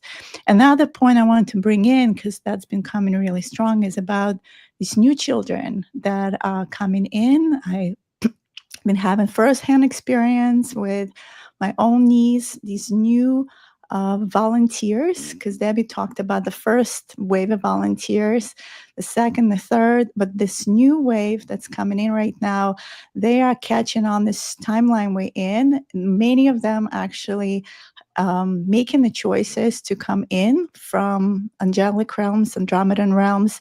And it is very dense here, but they are doing the work that is necessary for just elevation of that frequency, though. So they're going to be coming in with completely different blueprint. And I think from human design perspective, I know Ra, who created that system, has been talking like 2027 is that shift. So it's interesting to hear Bashar is also wearing that t-shirt. So we know the next generations that are coming in are very different, and their frequency bandwidth, their DNA codes are much more activated than others. And our role is to support them. So we need to create those educational systems and ways to allow them to do the work they're coming here to do. So I would say the final message on the personal level is just to stay in a stabilized state of being. So we're so used to doing and running around and just, this is the world of generators. And as I'm learning through this, is like the more we go into stillness and slowing down and just in being, and being is enough, is connecting us to remember that we are already quantum master creators. Like Vivian said, we are already the spark of prime creator. Everything is available in the quantum field. We just ushering that in. And what a beautiful way we're doing that, but will require patience, perseverance, and groundedness and anchoring of these timelines into the paradise planet that Debbie talked about. So thank you for everyone who's doing their work, because it's a personal and a collective job. Well, thank you, Diana. That's great. I'm sort of looking also for, we've heard, yes, be present from source, speaking from source, and integrity, Viviane, and what Diane and Debbie are saying. These are human qualities that, maybe we need to add before we can do algebra, which means like maybe we need those basic human qualities before we can get these ET essences. But is there something from the ET level, Guru Matthew John, that you can deliver to us, even if we don't know how to be the perfect human? I mean, just like on the leading edge here. Just is that something you feel comfortable with? Yeah, Yes? absolutely. Thank you so much, Alan. Yeah. Something that the Syrians have discussed a lot with my students, and something that I've meditated on a lot recently, is the Orion karma is so crucial at this time. So many of us that are on the leading edge of ascension, I like to describe it as you go to the beach, you go to Coney Island, and you watch the waves, and that white part, that leading edge of the white cap, that's the leading edge of consciousness that are here on this panel and watching and commenting and consuming this type of material. We are those leaders on the leading edge. And so many of us as souls chose to have significant experiences in Orion's belt. And Orion's belt is so important because that is the source of the fundamental primordial wound in the Milky Way galaxy. And Neil, you talked about how Earth is the show, which I agree. I mentioned before about 3i Atlas being this reconnaissance ship from Andromeda, and it's checking in on all sorts of star systems and planets. But I do believe that Earth is either one of or the most important planet at this present moment, this present breath in the Milky Way's evolution, to being the key to the Milky Way's ascension herself. And you're right, it is the show. That's why so many beings have come from every part of the Milky Way galaxy, from every part of the Andromeda galaxy, from other galaxies, from literally other universes incarnated on Earth. We had these significant experiences in Orion's belt, and some of them were horrific. Some of the experiences were our planet literally being blown up from the inside out, like in Star Wars, episode 5 with Princess Leia's planet being blown up. That was an allegory for exactly what happened in Orion's belt. Or to our people being enslaved to this really dark manipulation technology that the reptilian beings that invaded Orion used to take innocent free will third, fourth dimensional beings and enslave them mentally, spiritually, and then physically. So we carry these wounds of being victims. And so many of us also chose on this planet to be part of the Lemurian and Atlantean experiences. Some of us chose to be at the end of Lemuria. I, as probably some of you have as well, have vivid memories of the end of Lemuria, of the massive waves coming in, the tsunamis coming in and just sinking everything. And some of us also had experiences in Atlantis on the other side, where we found ourselves, although we are light beings, being manipulated by the dark occult into using our gifts, our spiritual powers, to build weapons, to create manipulating technologies to enslave the masses, just like the Orion beings did to us. And a lot of us chose to have experiences on either side of that paradigm energetically. But what's happening right now as this ascension is, Neil, as you mentioned, is really coming to a head, is it all has to bubble up to the surface, both planetarily and individually. So those of us that are on this leading edge, we're finding ourselves going through really rapid internal, personal, spiritual revolutions, and they're almost always super uncomfortable, right? I'm sure a lot of us can recognize that we've been through a lot in these recent years, and it's all intended to shift us from that Orion victim consciousness, which it's not our fault. I mean, we were traumatized. All of us have been traumatized in this life, but more in other off-planet lifetimes if we had that Orion experience, as a lot of us did. Right. And that trauma is held as a collective field as well. We have things such as war and genocide and an economic system where you have a handful of people owning 99.9% of the world's resources, right? And it appears that if you're born in a ghetto in Philadelphia or Chicago or New York, you're screwed and your life is going to be in poverty, right? That's the program we've been operating on as a planet, and that really resonates with that victim programming that came from being literal victims in Orion's belt, and then a lot of us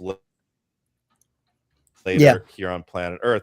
So we're in a process of clearing that, and it's a solar plexus wound. Planet Earth has a massive solar plexus wound, and all of us are being asked to heal our solar plexus wounds within. So we are being asked to step into our part of me, to step into a new version of me, to even change my name to reflect that. I'm bringing back lifetimes I had in India and in Lemuria where I was called Guru. So I'm continuing that now in this incarnation.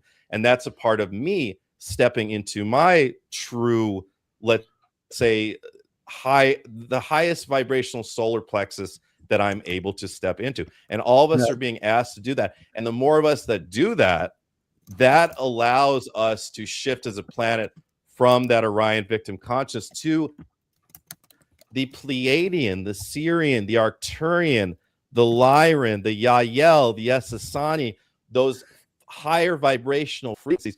Orion's necessarily a low frequency. There are high vibrational planets there, but it allows us to step more into that galactic community, which allows us to be seen as a planet. It's like the metaphor is like we don't believe in ourselves as a planet because as individuals, we don't believe in ourselves because we're afraid to step into our power. So it's like Earth is like shut off from the rest of the galaxy because it's like we're hiding. So it's about coming out of hiding and stepping into this galactic community. And as we do that, we are healing ourselves, we're healing the world, and we're healing the galaxy. Yeah, I think when you mention the Orion Wars, I can feel that karma and the fear humans project about their world, what's going to happen because of the karmic Orion sort of implants that we still carry within our soul frequencies. But I think, and this is my speculation, where we're going to as fifth dimensional higher frequency beings, that karma, as it comes up, it kind of drops away. It kind of sheds our skin, and we need to embrace the new frequencies. We have to acknowledge the karma that has and the fears, but not indulge in it. Oh, there's that karmic feeling again, and you don't give it energy. You notice it. And so, it's that story, which wolf are you going to feed? The one that fear, the one that's hope. So as we rise up the frequencies, as we shed it from our etheric soul essence, will be more palpable because it's our last chance to really complete that, to own it, to own those old karmic patterns, these old frequencies. And when you can can own the experience, say, yes, that was our experience. Yes, we did that. Yes, that happened. And you own it on a soul level, you release it. It's release, face, embrace, or whatever cliche you want to put there. But that's the process I think we're going through now. And that's why panels like this are so important, as we actually feel ourselves breaking away from the old form and moving into a kind of energetic light essence that renews our cosmic conscious awareness. So thank you all for that revelation I just had here. But okay, Neil, Joan, go for it. Joan, where are we at? How do we heal? How do we go forward? Well, we're doing it, Joan. Yes. Oh my, so much brilliance here. So much brilliance. The bottom line is this: you were born for this. We are here now as the leaders. We're here to embody the new human, the new godlike human, the new star being human, the new angelic human that we are, so that we can walk in this fifth dimensional and higher frequencies and help guide people to go into those places. And I love what someone, a few of you said, is like, okay, what do we really want? So what we really want, or I'm going to speak for what I kind of feel as a collective, is the ability to remember, to know who we are, to connect with our avatar selves. Listen, I sometimes connect with that star self of mine that is the commander of her own ship. All right. Each of you are probably commanders in your own right. This is the time to start to see yourself as the most powerful being that you really are, and not in this sort of depraved little human that we ended up being down here on the planet and had to fight to remember. So I ask right now that we start to synthesize and come back together again as that complete human, godlike human that we really are, so that we remember and that we embody it, so that our field radiates out, so that people actually wake up in our presence, because that is why we're here in many ways, to help wake up, to help remember, to help connect, and to embody that, and that's the kind of work I've been doing since since I was in my 20s. I started working with who am I? And we go deeper and deeper.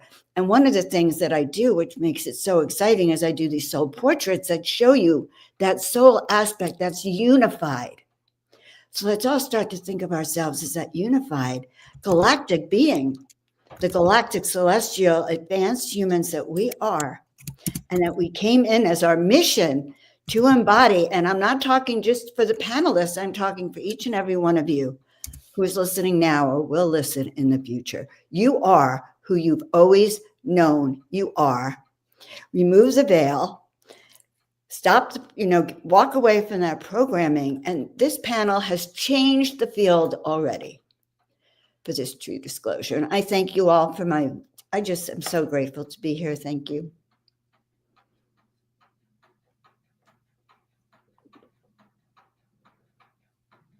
I said, Neil, wrap it up for us, put it in a package that we can take home and munch on. Okay.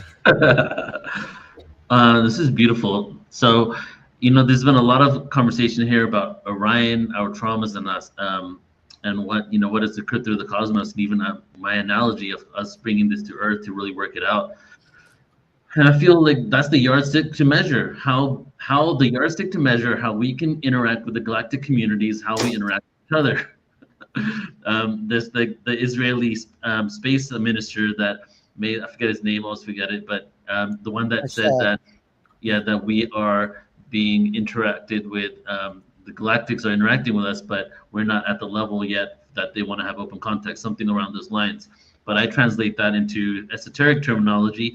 The conscious level of humanity is not at the level where we could accept our star family collectively. I did Orion is like a huge component of Portal to Ascension. Portal to Ascension is actually Orion technology, because I was a part of the Portal to Descension that existed in Orion. So the Portal to Ascension is actually the answer to that.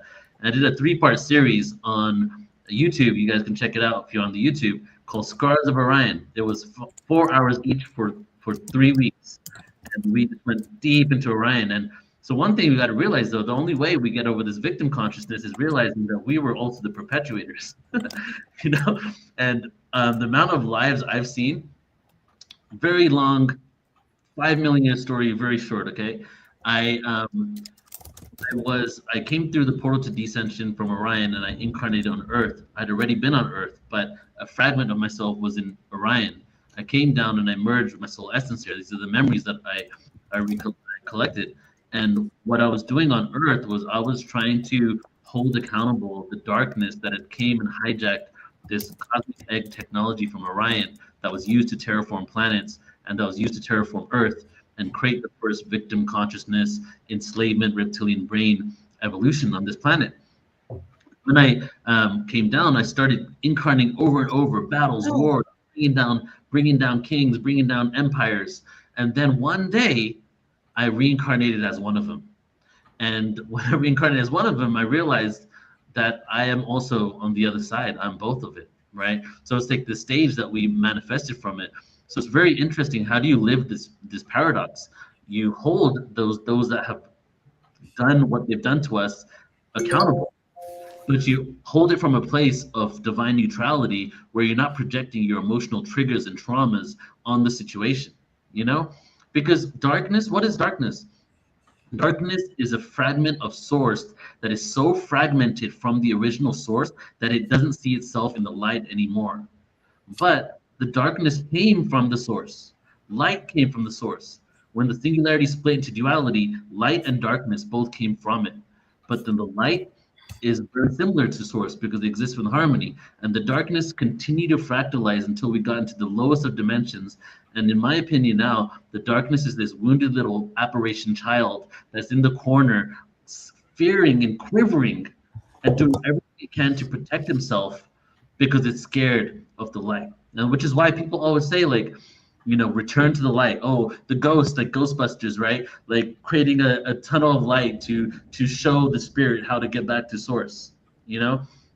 So it's like this world, all this stuff, as Guru Matthew John said, all this stuff is coming to the surface, right? That when the vibration increases, all the stuff that is stuck on the deepest level under the underworld, the atrocities, the disgusting stuff, the things that are crimes against humanity, all come out to the surface to be addressed.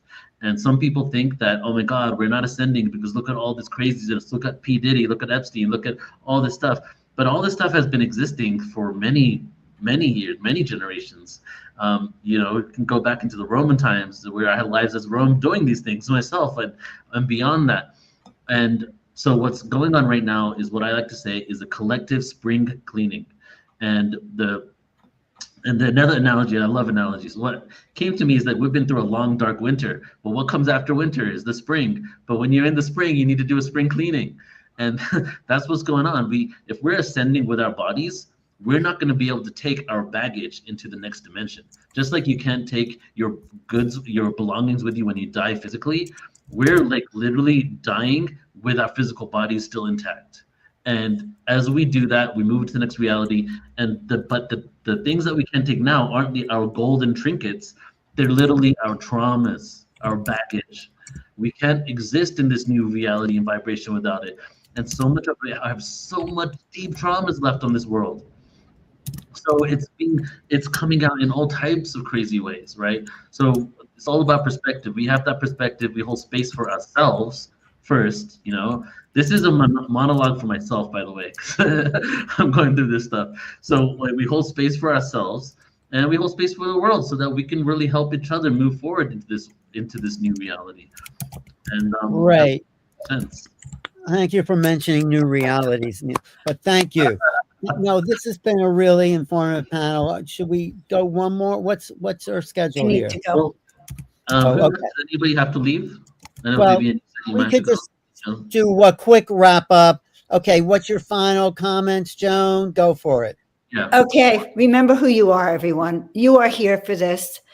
Disclosure's happening inside of us. The rest of the planet will follow. And I'm just so happy to be here. Thank you so much. And if you need help understanding your soul blueprint, which I think many of you already know, but anchoring it in, let me know. But pleasure to be here. And I actually have to hop off. So see you in an hour, Joan. Yep. Okay. Okay, Viviane, how about you? Do you have any final comments you'd like to share? It's about returning to the love frequency that we all are. And the more we are releasing invisible barrier that is keeping trapped, especially like from the mental perspective, or unresolved wounded energy, it's to embrace every day, embrace the sacred breath of life in you. Imagine as you breathe in, opening the gateway of your lungs and in your heart center, you're letting the universe in. So breathe in, honor your breath of life. You're honoring yourself. You can honor all sentient life forms.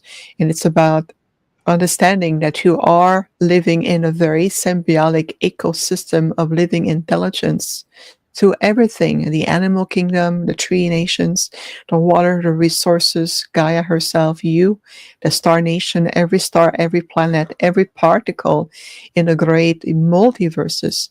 We all in that interconnection, the sentient breath of life that we share. So come back to your breath and honor your life.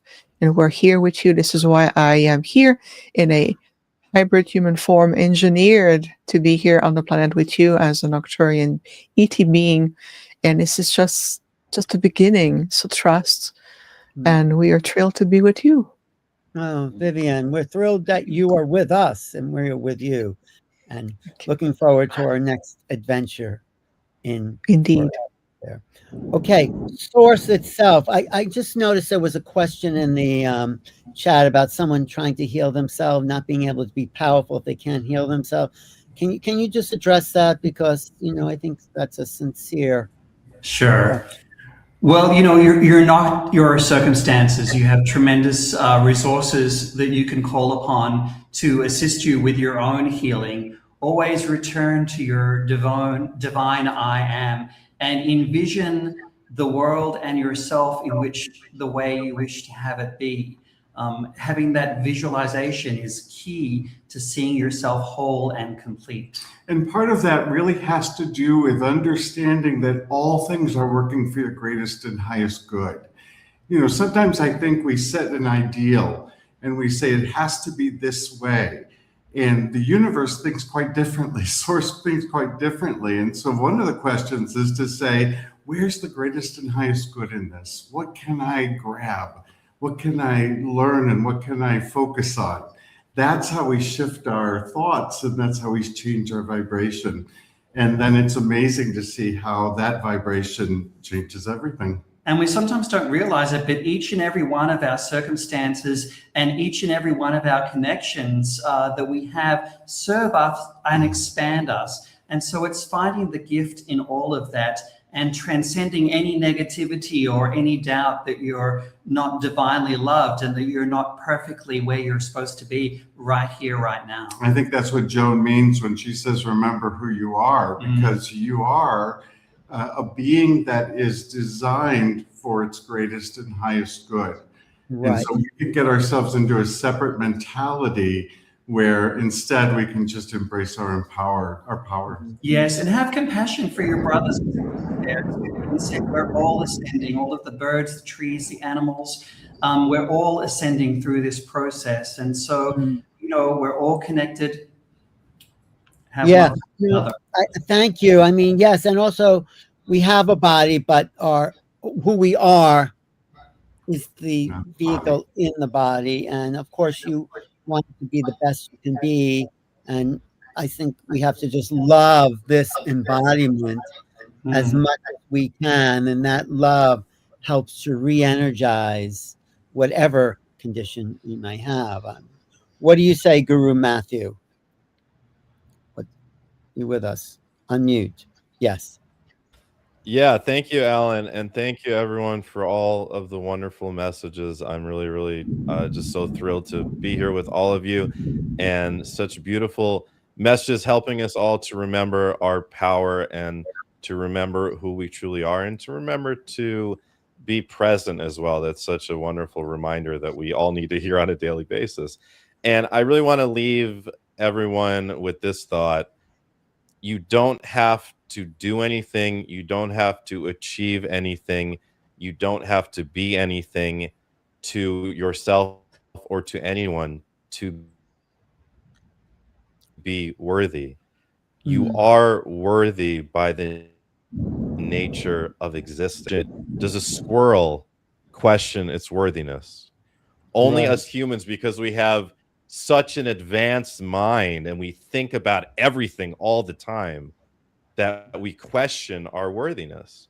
We all are made from stardust. We all are made from the same material as all of the physical things on the planet, yet we have the gift of consciousness. So you are worthy already. And then you can expand that out to anything. You are worthy of what you want. You are worthy of joy. You are worthy of existing in peace. And when you truly discover and set into that true worthiness, you create a life that reflects that. You create a life of peace and joy and good company and good experiences. And the more of us do that, the illusion is always barriers coming from the outside world, that there are limitations coming from the outside world that prevent us from doing what we want to do with our life or experiencing the life that us or our nervous system would like to experience. But the reality is that we are creators in every moment. We've come to Earth. Earth is a school to remember how to be a creator. We've intentionally pushed ourselves down the levels of consciousness and taken this massive amount of energy and stuffed it somehow into a small human body in order to then, after going through lots of trials and tribulations of experiencing all there is to experience as a human, remember that we are in fact creators and we're creating all of this. And on the macro, we're creating this planetary ascension. So that's why I mean, the future is uncertain because you're creating it as an individual.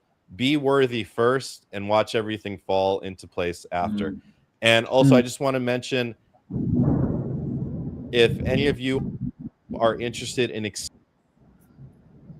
oops, I guess we weren't. I guess he'll come back to us. Deanna, oh wait, finish that message there. Oh, okay, Matthew, you were just cut off before you. Am I back? Sorry. You are back. No, I was just going to say, I've led hundreds of people.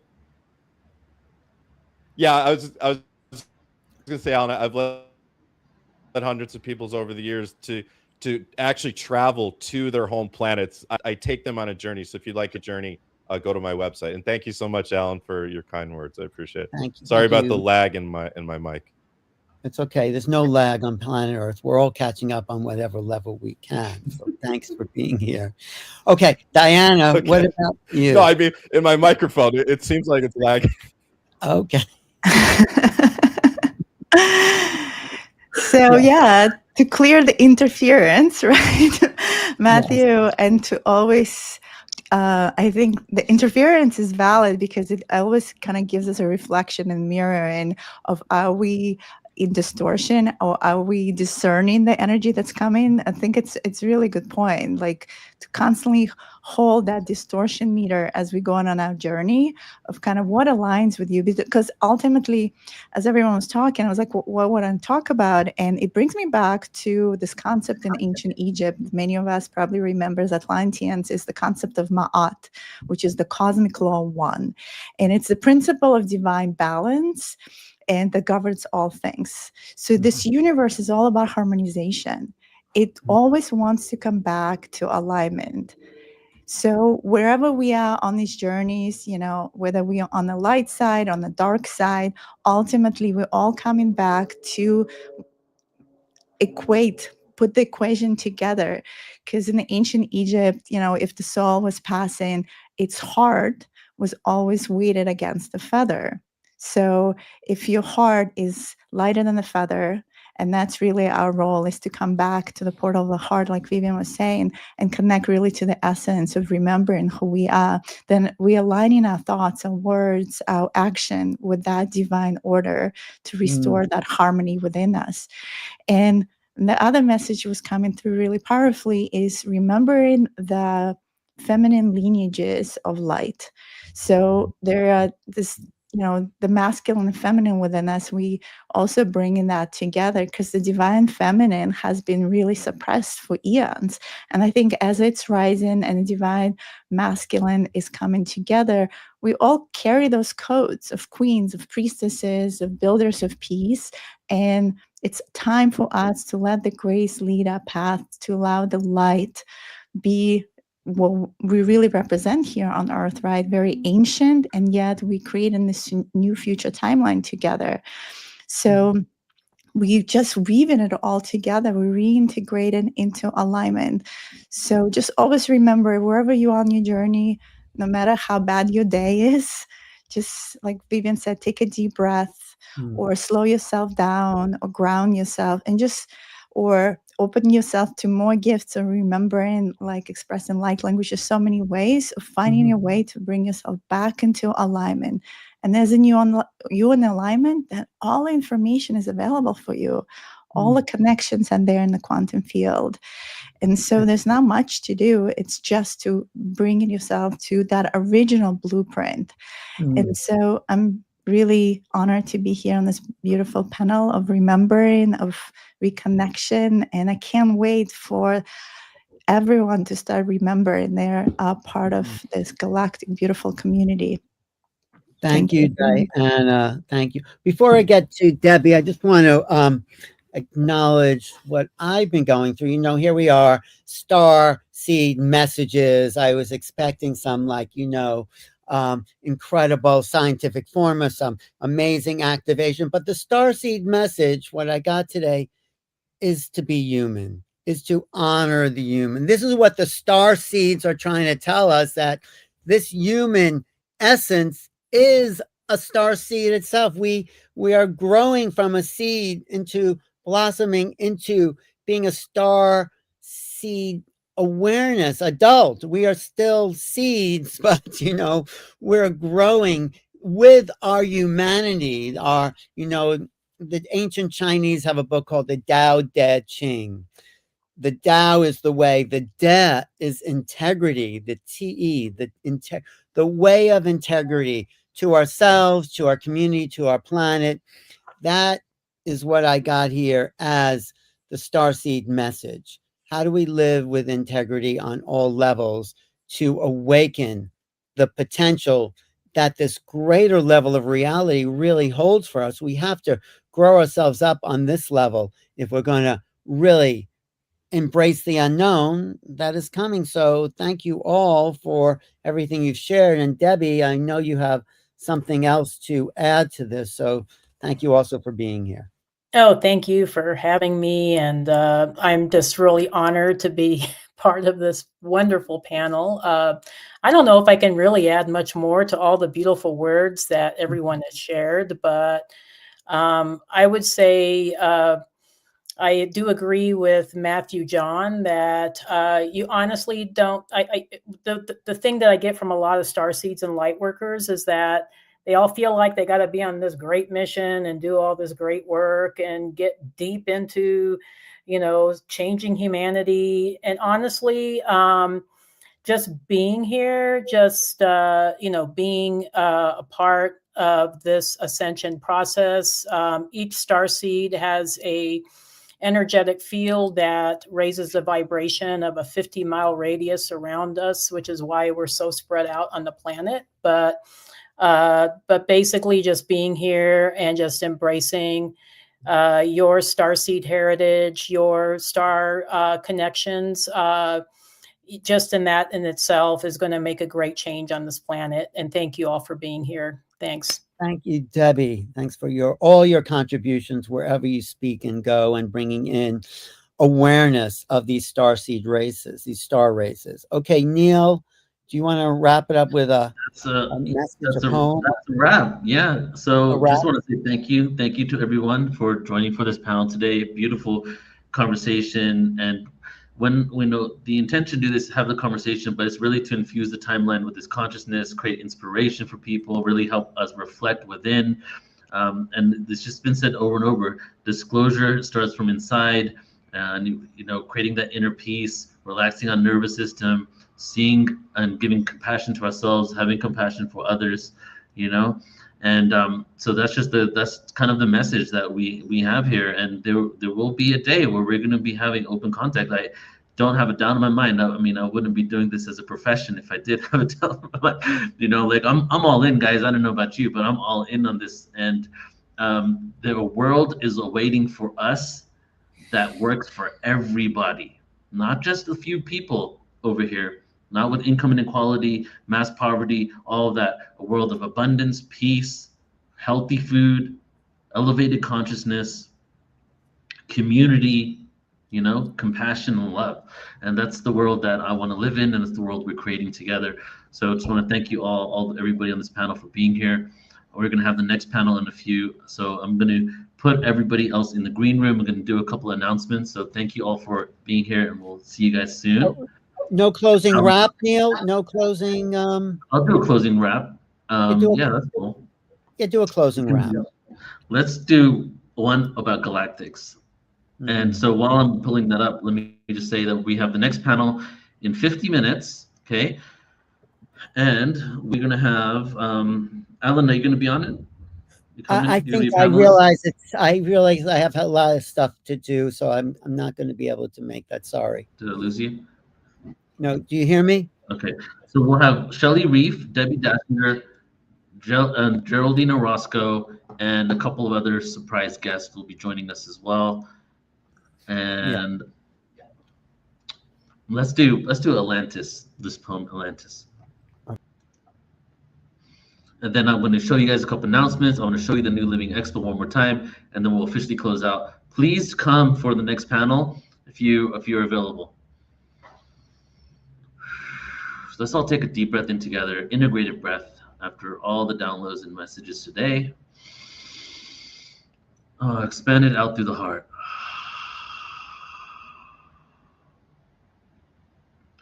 So are we one yet? Going back to source. No remorse when we reinforce the course that we all endorse. Unconditional love. The highest vibration, a gift from above. Desolation of separation. We must be the ones to say this is enough. You see the third dimension? It was meant to be tough.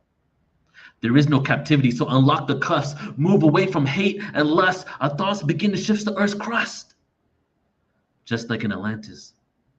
Stop causing damage and learn to manage self-realization. When people start to vanish, when we change our intentions, and we join the like-minded souls in the fifth dimension. You see? This is the beginning of our Oversoul's missions. What is it that you envision for the future incarnations? The Christ consciousness has arisen. Tear the perception of being in this prison, this industrial system. Slumber of opposites, duality where we get lost and forget how to circumvent and achieve liberation. The duality won't last for long at all. As we move to the aquatic age, break free from the third dimensional cage of limitations, Freemasons being misplaced in this illusionary reality. Governing authorities, there will be no more war. Co-creator, love ambassador, open the doors. Life isn't supposed to be a chore. No getting on your knees, worshiping entities from the floor. The message is simple. We don't need to know anymore. We are the ones that we've been waiting for. We are the ones that we've been waiting for. We are the ones. So I'll take a deep inhale in.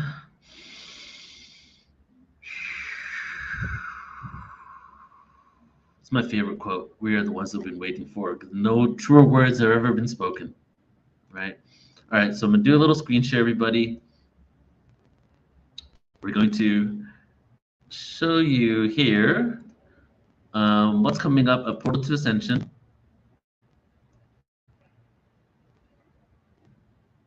You should be seeing my screen right now. So here's the website. I just want to show you what we have going on at Portal to Ascension over the next month or two. And then I want to do the New Expo one more time, show you the trailer again.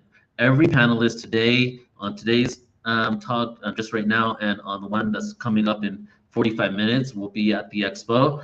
And what we have at Portal to Ascension now, if you go to upcoming events, this weekend, We have truth, life, and times of Yeshua, because 'tis the season, guys, and during the season we always got to go festive.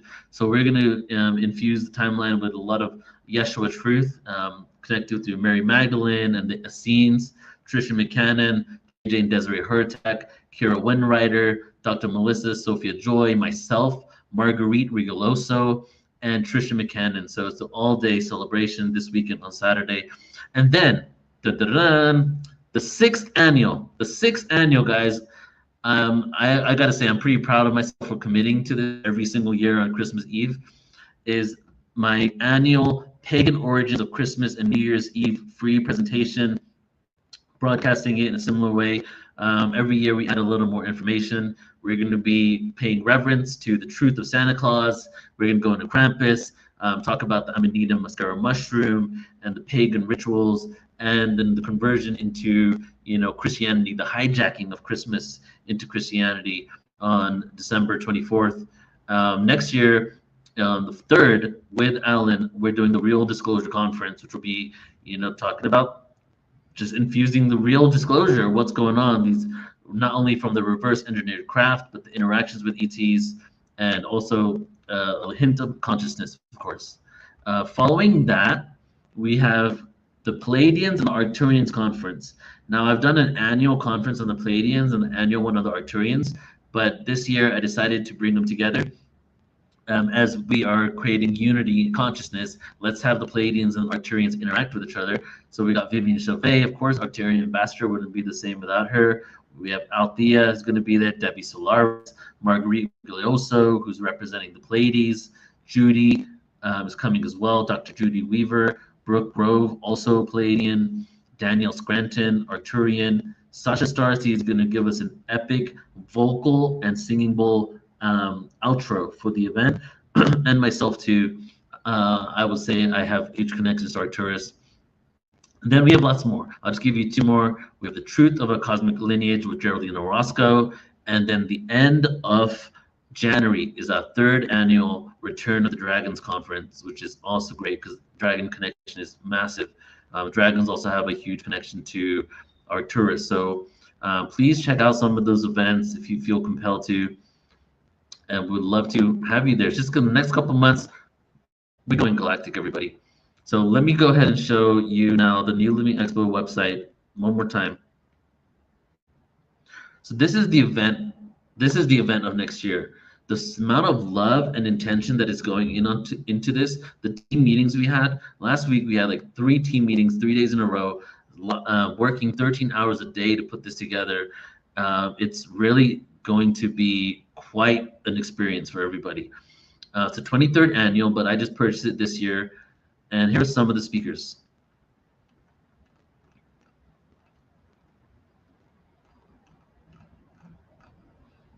We have some really amazing people. As I said, everybody on the panels today, Viviane Chauvet, JJ Brighton, Megan Solarglow, Lori Ladd will be there, Debbie Solaris, Laura Eisenhower, the David Palmer, the Leo King, Lily Nova, King Cash, Billy Carson, Jamie Price, who's an incredible channel, Mia Magic, Marilyn Gewacke, Geraldine Orozco, Sean Kelly, who has the 3rd largest podcast in the world on Apple, who I was on his podcast recently. He's going to be doing live podcasting there.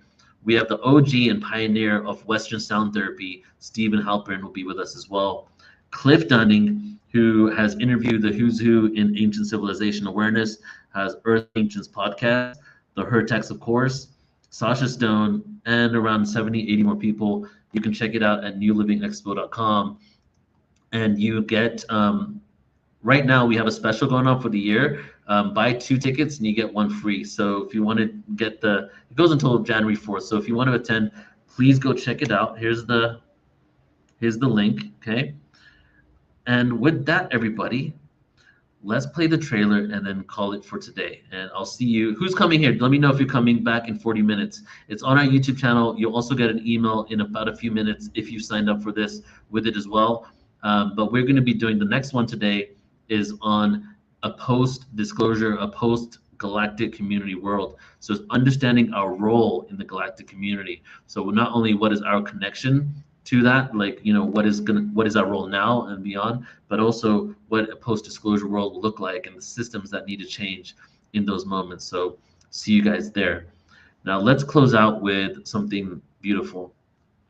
Let's do 3 deep breaths in together in about a moment, and we'll expand and emanate that frequency and through our hearts to the whole planet. I want you to envision when you're breathing out of your heart that your auric field is expanding out of your heart and encompassing the whole of the planet Earth, and all beings, all creatures, all systems, all institutions are within your heart. So I'll invite you now to go ahead and close your eyes. I don't know what the saying is, but something along the lines, when 2 or more gather, you must meditate. So like when we're together on this, then we can set a collective intention. We can really create some ripples in the field. So go ahead and close your eyes and breathe normally.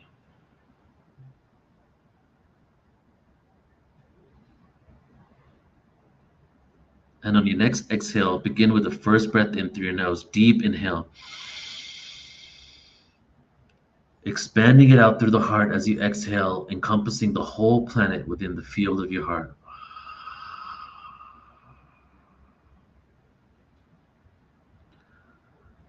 Deep inhale again through the nose. Expand it out through the heart.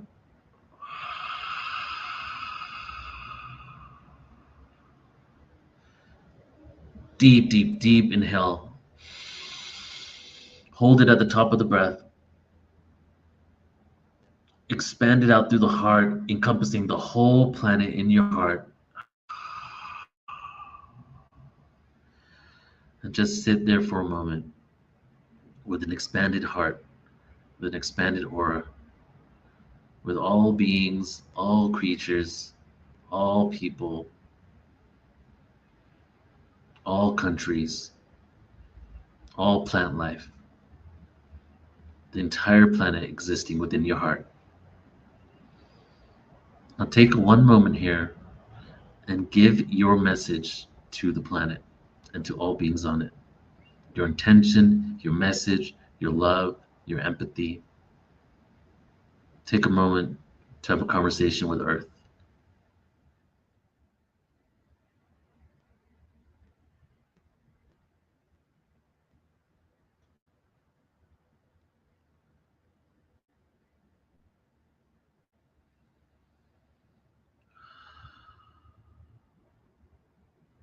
May all beings feel peace. May all beings feel freedom. May all beings be happy.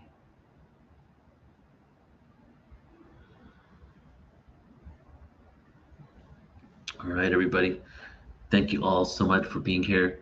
Love and appreciate every single one of you. Check you out in about 40 minutes. So have a beautiful rest of the day, and we'll see you very soon.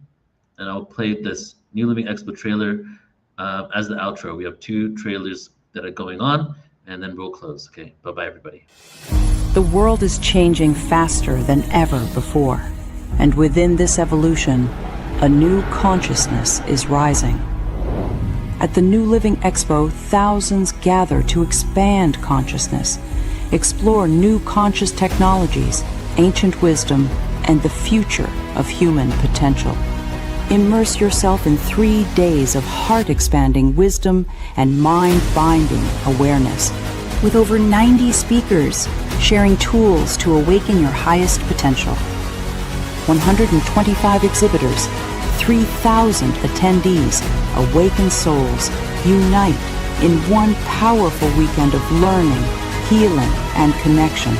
Experience transformation, connection, and the next chapter of human evolution. It is time for humanity to awaken. Join us at newlivingexpo.com.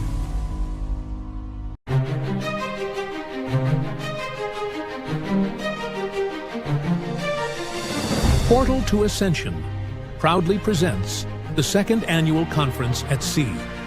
Step aboard the Celebrity Infinity for Mystery School at Sea, an extraordinary 10-day voyage through the mystical lands of ancient Greece and Turkey, sailing from March 20th to 30th, 2026. Journey through the sacred sites of the ancients, Naflio, Heraklion, Rhodes, Cavala, Thessaloniki, Ephesus, Athens, and more, where cosmic wisdom, lost civilizations, and divine knowledge converge. Featuring world-renowned authors, researchers, and channelers, guiding you into the deep memory of these sacred lands, unlocking past lives, sacred geometry, and the hidden consciousness of the ages. Immerse yourself in transformative lectures, hands-on workshops, and exclusive special events, each custom-tailored to help you remember that you are an initiate of the Mystery School. This isn't just a cruise, it's a portal to higher awareness, an awakening to the wisdom encoded in your soul. Are you ready to remember?